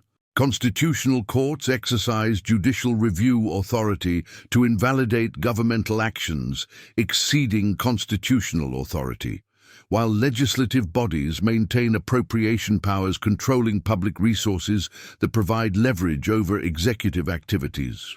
Federal systems distribute authority between national and subnational governments to prevent centralization, while due process protections require transparent legal procedures before depriving individuals of life, liberty, or property.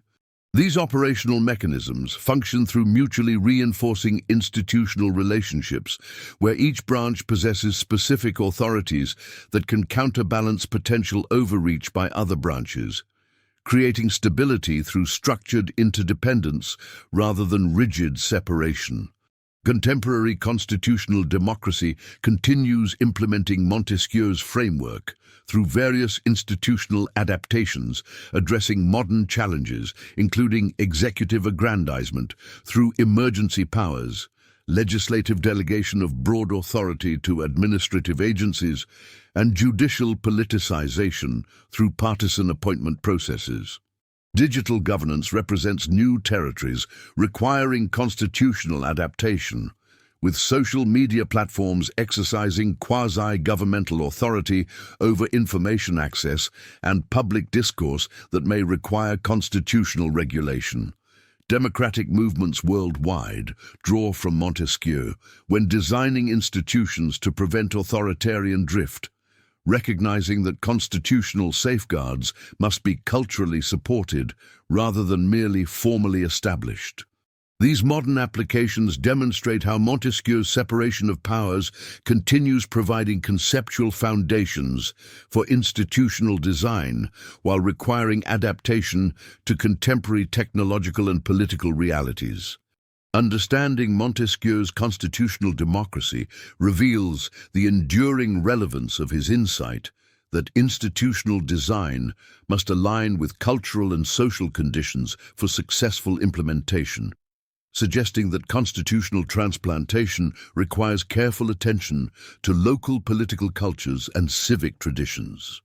His framework demonstrates how constitutional governance can balance authority and liberty through structured institutional relationships, rather than relying solely on individual virtue or historical precedent. This legacy reveals constitutional democracy as an ongoing project requiring continuous institutional adaptation and cultural support rather than achieving permanent institutional perfection, confirming Montesquieu's prediction that constitutional governance requires eternal vigilance and cultural commitment to procedural governance over personal rule. Montesquieu's theories directly informed the structure of the United States Constitution, establishing him as one of the most influential Enlightenment thinkers for the American founding generation. Through decades of comparative analysis examining governmental systems across Europe, Asia, and the Americas, Montesquieu developed theoretical foundations that provided the conceptual architecture for American constitutional design. His insights on institutional balance and power distribution became embedded in the fundamental framework that would govern a new nation, transforming his abstract philosophical principles into practical governmental mechanisms that have endured for over 2 centuries. This influence demonstrates how his theoretical work transcended academic analysis to shape one of the world's most successful constitutional democracies. Montesquieu's theoretical framework provided 3 fundamental mechanisms that became cornerstones of American constitutional architecture. His concept of bicameralism, drawn from observations of parliamentary systems, established the structural foundation for division within the legislative branch itself. The principle of independent judiciaries, derived from his analysis of legal institutions across different governmental types, became essential for protecting constitutional rights against majoritarian impulses. His separation of executive and legislative authority, developed through comparative study of governmental structures, provided the basic architecture preventing concentration of governmental power. These theoretical innovations established checks and balances, federal distribution of authority, and judicial review as essential components of constitutional design, creating institutional mechanisms that could maintain liberty through systematic power limitation rather than relying on governmental virtue. The operational mechanisms of Montesquieu's theories function through practical governmental processes that emerged from his separation of powers principle. Checks and balances operate through constitutional provisions, allowing each branch to limit the others through appointment powers, veto authority, judicial review, and confirmation processes. Federalism distributes governmental authority between national and subnational units, creating multiple levels of governance that prevent centralization while maintaining unified national policy. Judicial review enables courts to invalidate governmental actions exceeding constitutional authority, protecting individual rights and institutional boundaries through legal interpretation. These mechanisms operate through systematic constraints rather than relying on governmental restraint, establishing that political liberty emerges from institutional design rather than moral virtue. The practical operation of these systems demonstrates Montesquieu's insight that constitutional structures must embody specific power relationships to function effectively. Modern constitutional interpretation continues to invoke Montesquieu's principles when evaluating contemporary governmental challenges. Courts regularly cite his theories when addressing executive overreach through emergency powers that bypass normal legislative constraints, showing how institutional safeguards must adapt to evolving threats. Legislative power challenges involving delegation of broad authority to administrative agencies reflect ongoing tensions between efficiency and constitutional balance that Montesquieu anticipated. Debates over judicial independence and partisan appointment processes demonstrate the continuing relevance of his independent judiciary concept. Contemporary discussions about executive aggrandizement, legislative delegation, and judicial politicization frequently reference Montesquieu's warnings about concentrated governmental authority. These modern applications reveal how his theoretical insights provide analytical frameworks for evaluating current constitutional challenges, demonstrating the enduring practical value of his institutional analysis. The enduring influence of Montesquieu's ideas on the United States Constitution demonstrates how theoretical insights can become embedded in practical political institutions, creating lasting frameworks for constitutional democracy. His theories provided the foundational architecture for one of the world's most enduring political experiments, showing how philosophical analysis can translate into institutional innovation that serves successive generations. The integration of his separation of powers, institutional balance, and governmental constraint principles into constitutional practice demonstrates the synthesis of theoretical sophistication with practical application. This influence extends beyond formal institutions to shape political culture and constitutional interpretation, establishing Montesquieu's contribution as fundamental to understanding how constitutional democracy operates through institutional mechanisms rather than relying solely on governmental virtue or citizen wisdom. The embedding of his theories in American constitutional practice exemplifies how philosophical insight can create enduring governmental structures that transcend their historical moment. Montesquieu's pioneering comparative analysis represents perhaps his most enduring contribution to political science, establishing a methodological foundation that continues to shape how scholars understand institutional variation across different societies and cultures. Through his decades of systematic examination of governmental systems across Europe, Asia, and the Americas, Montesquieu developed what modern political scientists would recognize as the first comprehensive comparative political methodology, moving beyond anecdotal observation to establish systematic patterns linking social conditions with institutional outcomes. This approach fundamentally transformed the study of politics from philosophical speculation about ideal governments to empirical investigation of how actual political systems function under different conditions. His comparative method showed that identical governmental structures could produce dramatically different results depending on climate, geography, commerce patterns, and cultural traditions, establishing that effective political analysis required understanding the relationship between formal institutions and social context. Montesquieu defined comparative inquiry as the systematic examination of how social conditions shape institutional structures and legal systems, establishing that effective government requires matching formal constitutional arrangements to underlying cultural and environmental realities. His theoretical framework distinguished between the formal architecture of government and the social conditions that determine whether those formal structures actually function as intended, identifying what he called the general spirit of nations as the decisive factor in institutional success or failure. This approach established comparative political analysis as a distinct field of inquiry, showing that political institutions could not be evaluated in isolation from the social, economic, and cultural environments within which they operated. The framework demonstrated that constitutional innovations succeeding in one cultural context might fail catastrophically in another, establishing that political design required understanding the complex interactions between formal institutions and social conditions. This methodological innovation provided the foundation for understanding why identical governmental structures function differently across regions and cultures.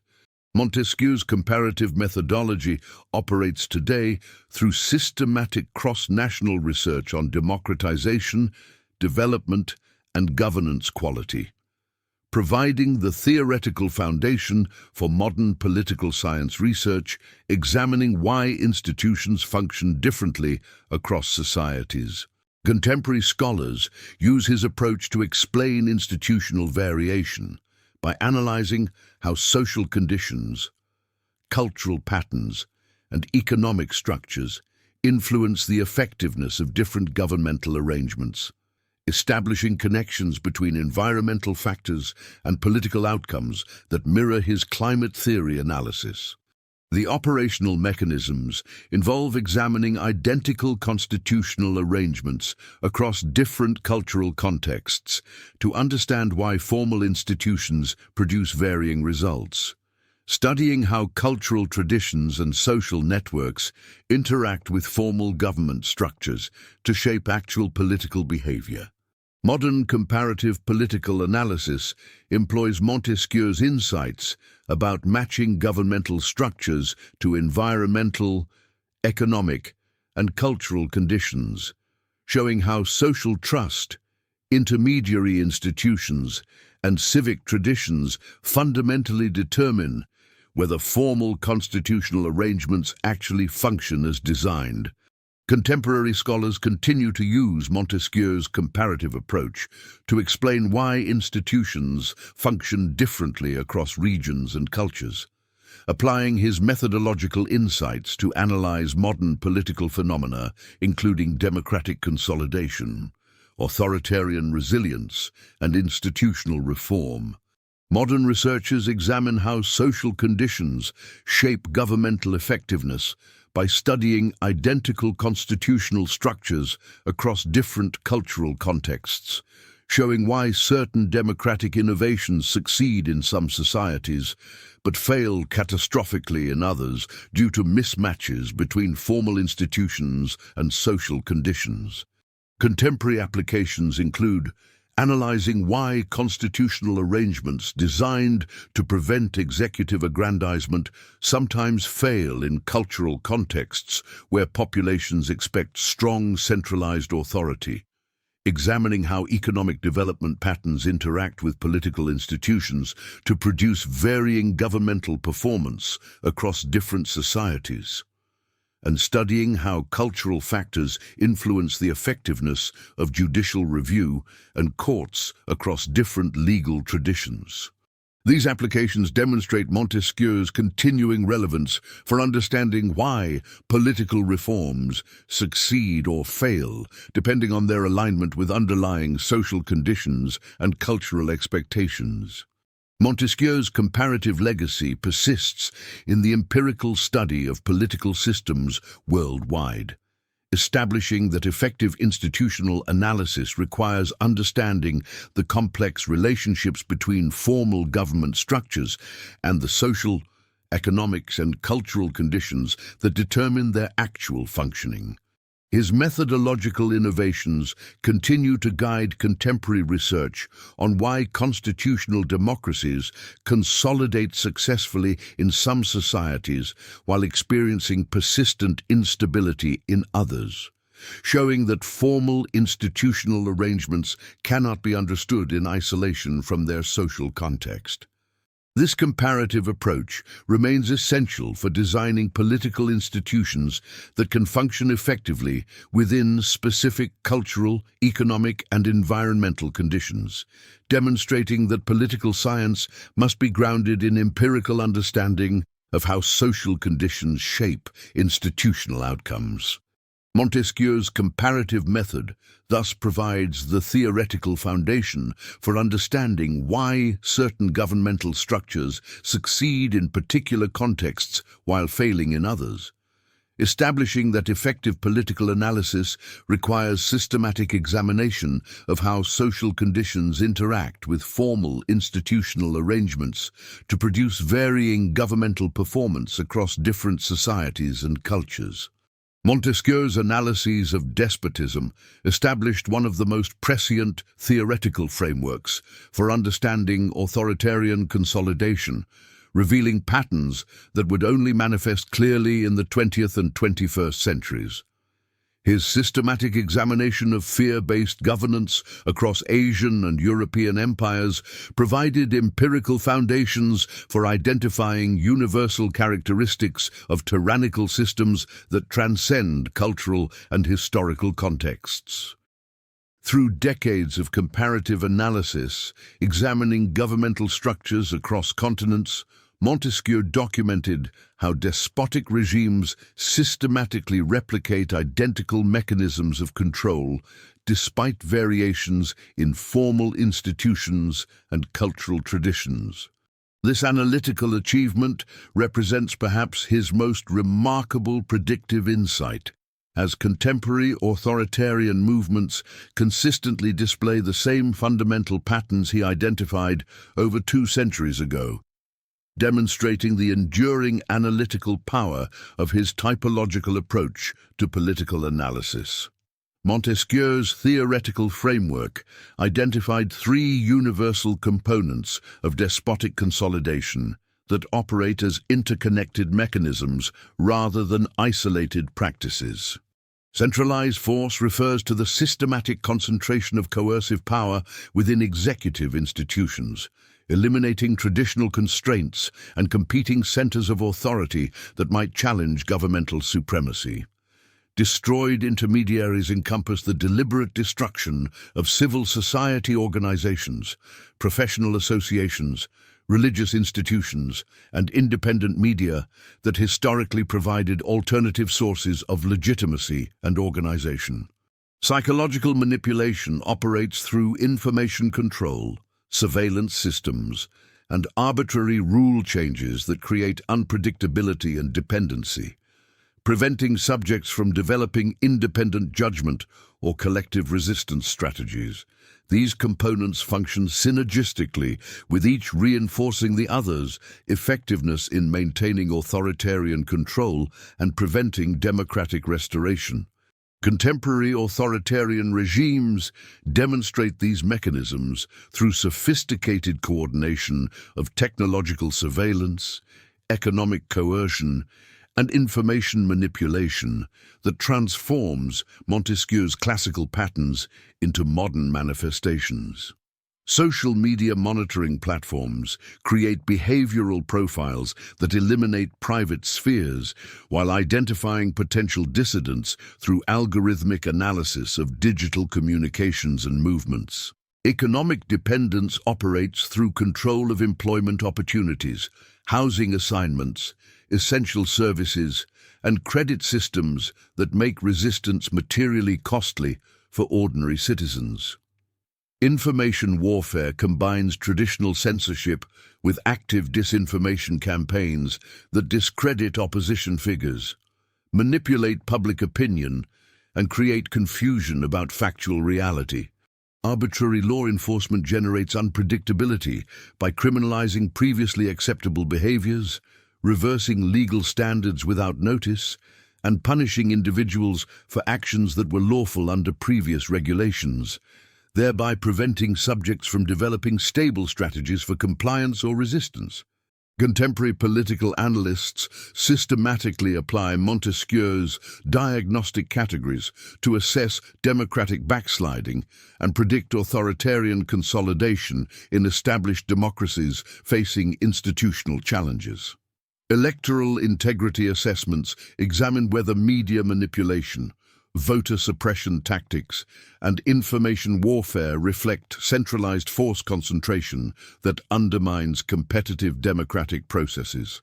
Civil society monitoring tracks the systematic suppression of independent organizations, professional associations, and advocacy groups that serve as institutional intermediaries between citizens and centralized authority. Judicial independence evaluations assess whether arbitrary court appointments, political pressure on judges, and interference with constitutional review processes represent psychological manipulation through unpredictability and dependence. These diagnostic applications enable early warning systems for democratic erosion, allowing preventive interventions before authoritarian consolidation becomes irreversible through institutional transformation and cultural adaptation to centralized control. The enduring diagnostic power of Montesquieu's political typology demonstrates the remarkable analytical sophistication achieved through systematic comparative methodology, revealing universal patterns in human political organization that transcend specific cultural and historical contexts. His theoretical framework enables contemporary observers to identify authoritarian consolidation processes in real time, rather than recognizing threats only after democratic institutions have been fundamentally transformed or eliminated.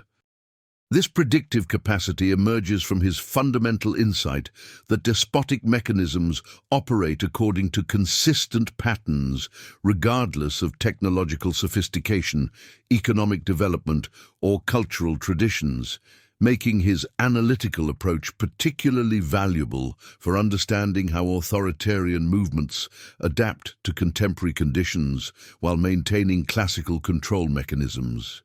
The continued relevance of Montesquieu's insights underscores the enduring importance of systematic comparative political analysis and the theoretical foundations that enable meaningful understanding of complex political phenomena across different historical periods and cultural contexts. Montesquieu's political philosophy achieves its most profound insight in his understanding of how liberty emerges through what he termed the architecture of balance, a deliberately constructed arrangement of governmental powers, principles, and institutions that correspond precisely to a society's psychological foundations and social conditions. Through decades of comparative analysis examining governmental systems across Europe, Asia, and the Americas, Montesquieu discovered that political liberty does not arise from abstract theories of rights or Enlightenment ideals alone, but emerges from the precise alignment of institutional structures with the natural psychological and social realities of specific peoples. This architectural approach to governance represents Montesquieu's most sophisticated theoretical achievement, synthesizing his earlier insights into governmental principles, climate influences, cultural patterns, and the separation of powers into a unified vision of how political order actually functions.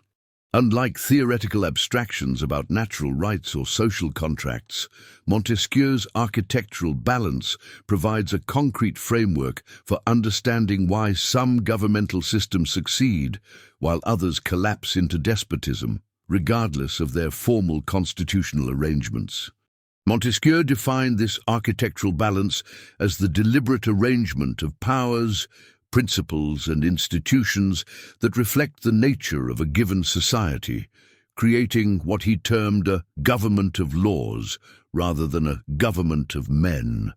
His theoretical framework distinguishes between the formal architecture of constitutional arrangements and the informal social architecture of cultural patterns, psychological dispositions, and institutional relationships that actually determine whether governmental structures function as intended.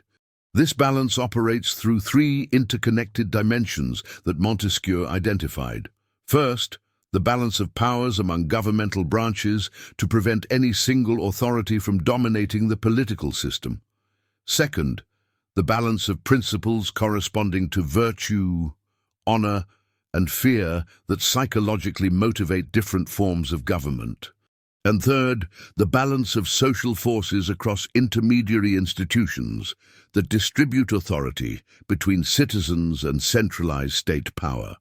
Each dimension must align harmoniously with the others to create what Montesquieu considered the optimal political arrangement for a specific society, rather than seeking universal solutions applicable to all contexts. The concept of architectural balance thus represents Montesquieu's most sophisticated theoretical contribution to political science, integrating his earlier insights into a comprehensive framework for institutional design that recognizes both the limitations of formal constitutional arrangements and the decisive importance of aligning governmental structures with underlying social realities.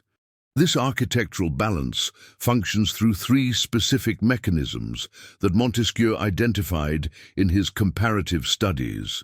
First, the alignment of social forces that distributes power across multiple institutional centers, rather than concentrating it in any single authority.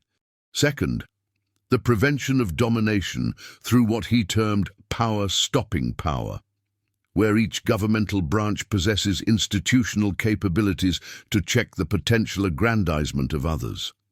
And third, the encouragement of stable cooperation between authorities through formal procedures and informal norms that channel competition into productive rather than destructive directions.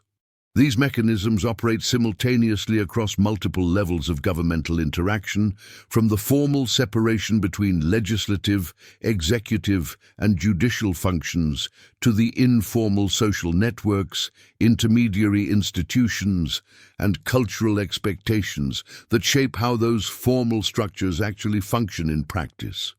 The operational dynamics of this balance manifest differently across governmental types, with republican arrangements requiring alignment of civic virtue and institutional checks, monarchical systems needing preservation of honor-based hierarchical relationships, and despotic regimes ultimately failing because fear-based governance undermines the social cooperation necessary for effective institutional operation.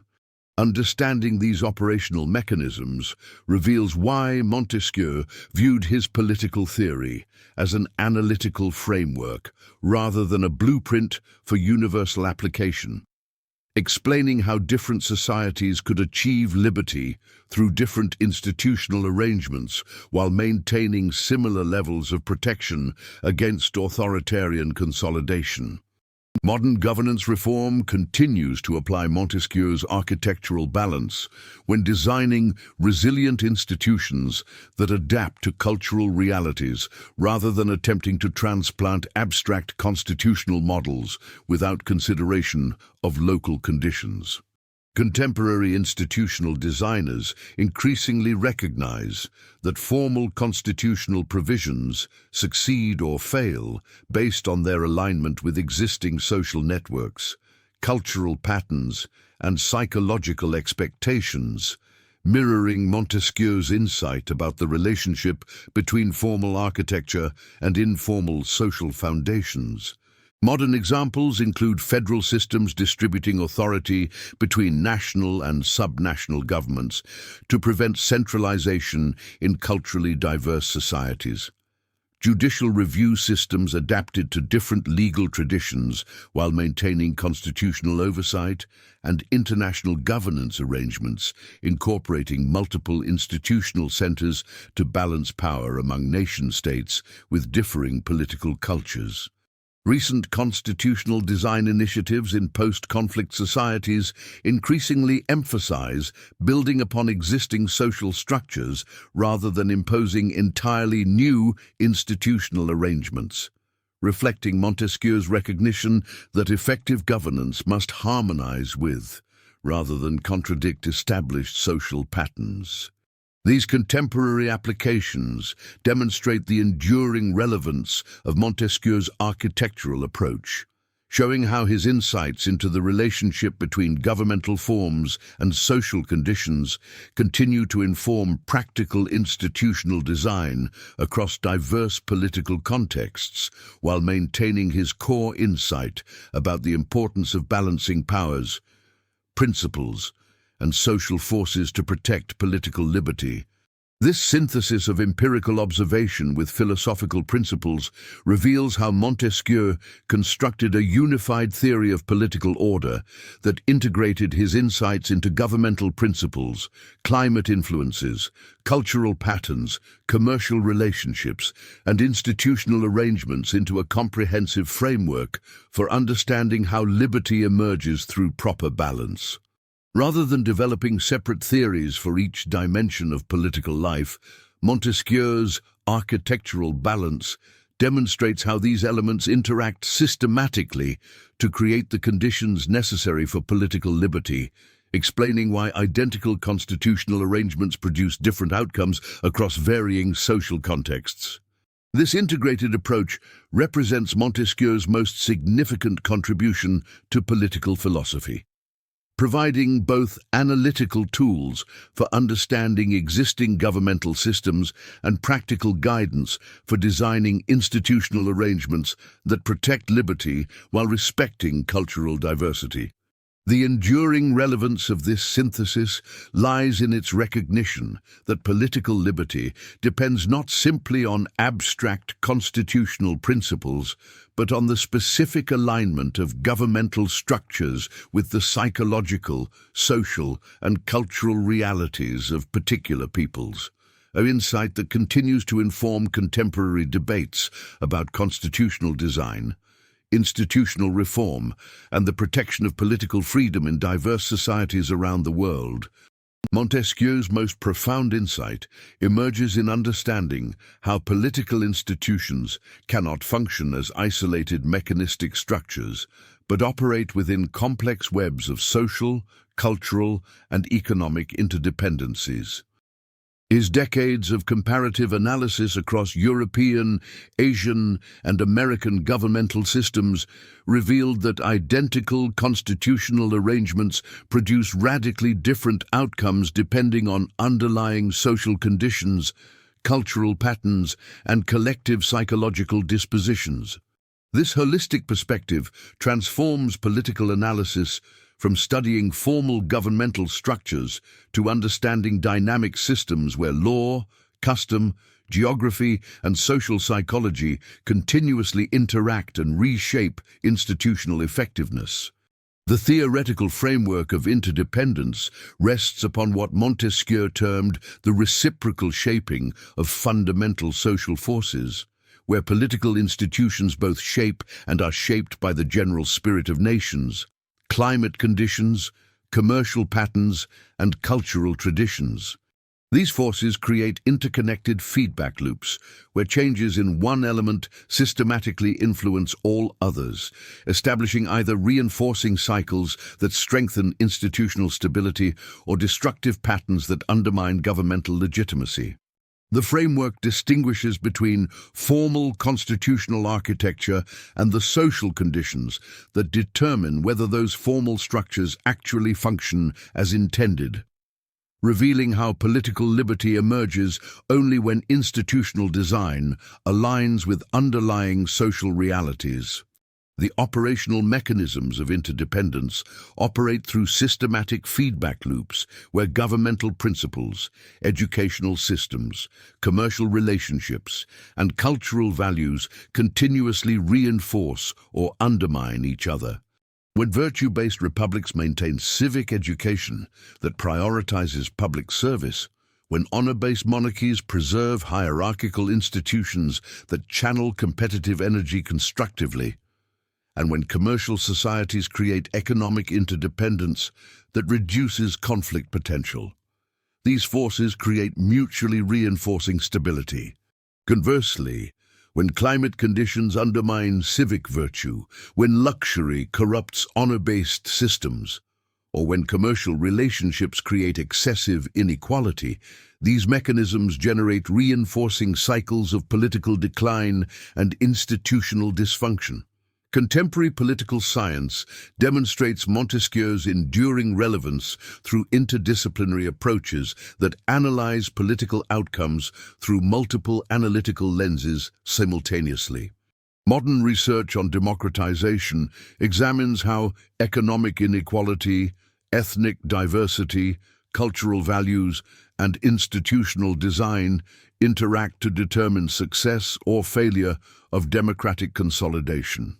Behavioral economics studies how psychological biases interact with formal institutional constraints. Comparative politics analyzes how identical constitutional arrangements produce different outcomes across varying cultural and social contexts, validating Montesquieu's insight that political institutions cannot be understood apart from the social forces that shape and sustain them.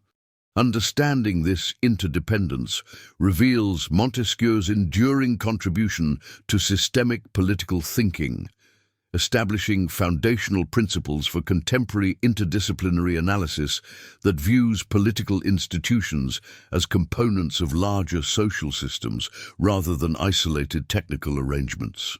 His theoretical framework provides methodological foundations for modern comparative politics, political economy, and institutional analysis, demonstrating how understanding political institutions requires examining the complex web of social forces that shape their effectiveness and legitimacy.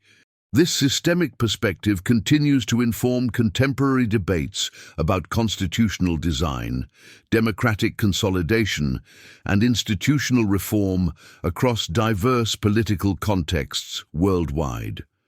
Montesquieu ultimately concluded that moderation emerges as the highest political virtue, representing the culmination of his systematic analysis across governmental principles, institutional design, and social forces. Through decades of comparative study examining governmental systems across Europe, Asia, and the Americas, Montesquieu discovered that societies avoiding extremes through deliberate restraint consistently achieved greater stability and liberty than those embracing either tyrannical centralization or chaotic fragmentation.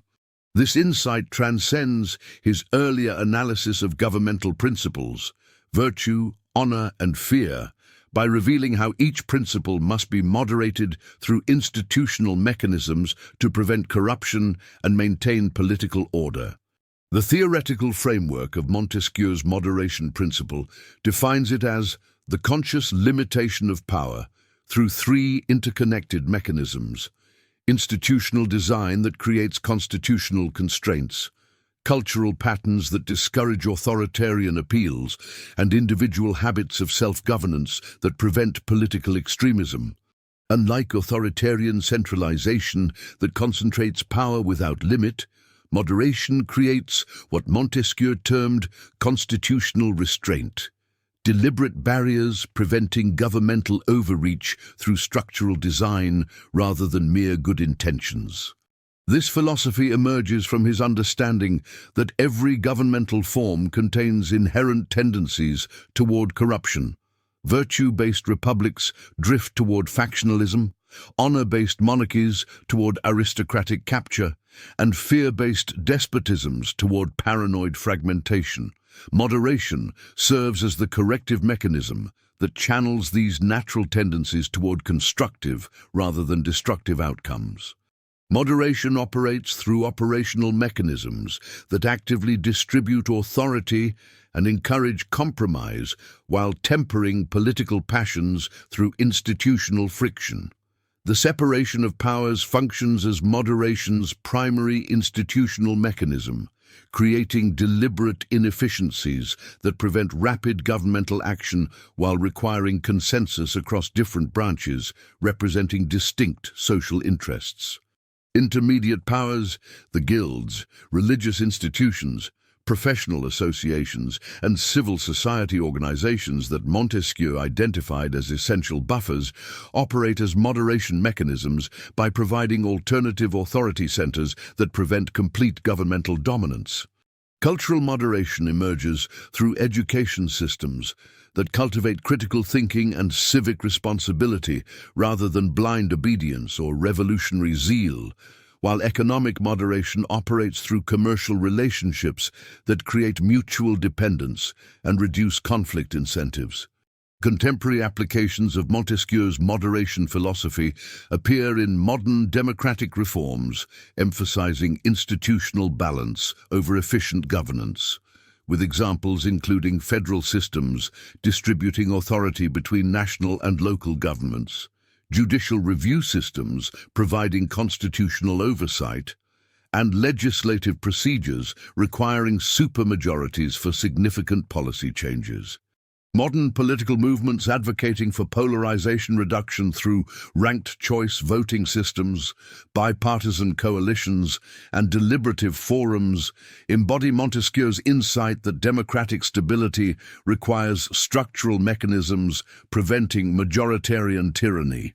Institutional reform initiatives focusing on executive constraint, legislative independence, and judicial non-partisanship represent practical applications of moderation principles, while contemporary debates about constitutional amendment procedures, term limits, and anti-corruption mechanisms reflect ongoing efforts to implement Montesquieu's vision of deliberate power limitation. This concluding exploration of moderation reveals how Montesquieu's entire philosophical framework converges on a systematic vision of political life that prioritizes stability, liberty, and sustainable governance over efficiency, unity, or rapid transformation. His analysis of governmental principles, virtue, honor, and fear finds its resolution in moderation as the virtue that enables republican civic responsibility, monarchical hierarchical balance, and despotic chaos avoidance. The separation of powers, intermediate institutions, commercial peace, civic education, and constitutional design all serve as mechanisms implementing moderation through institutional constraints, social buffers, economic incentives, cultural patterns, and structural limitations. This final synthesis demonstrates that Montesquieu's enduring contribution lies not merely in specific institutional innovations, but in establishing moderation as the foundational principle enabling all forms of legitimate political authority to function while preserving human freedom and social cooperation.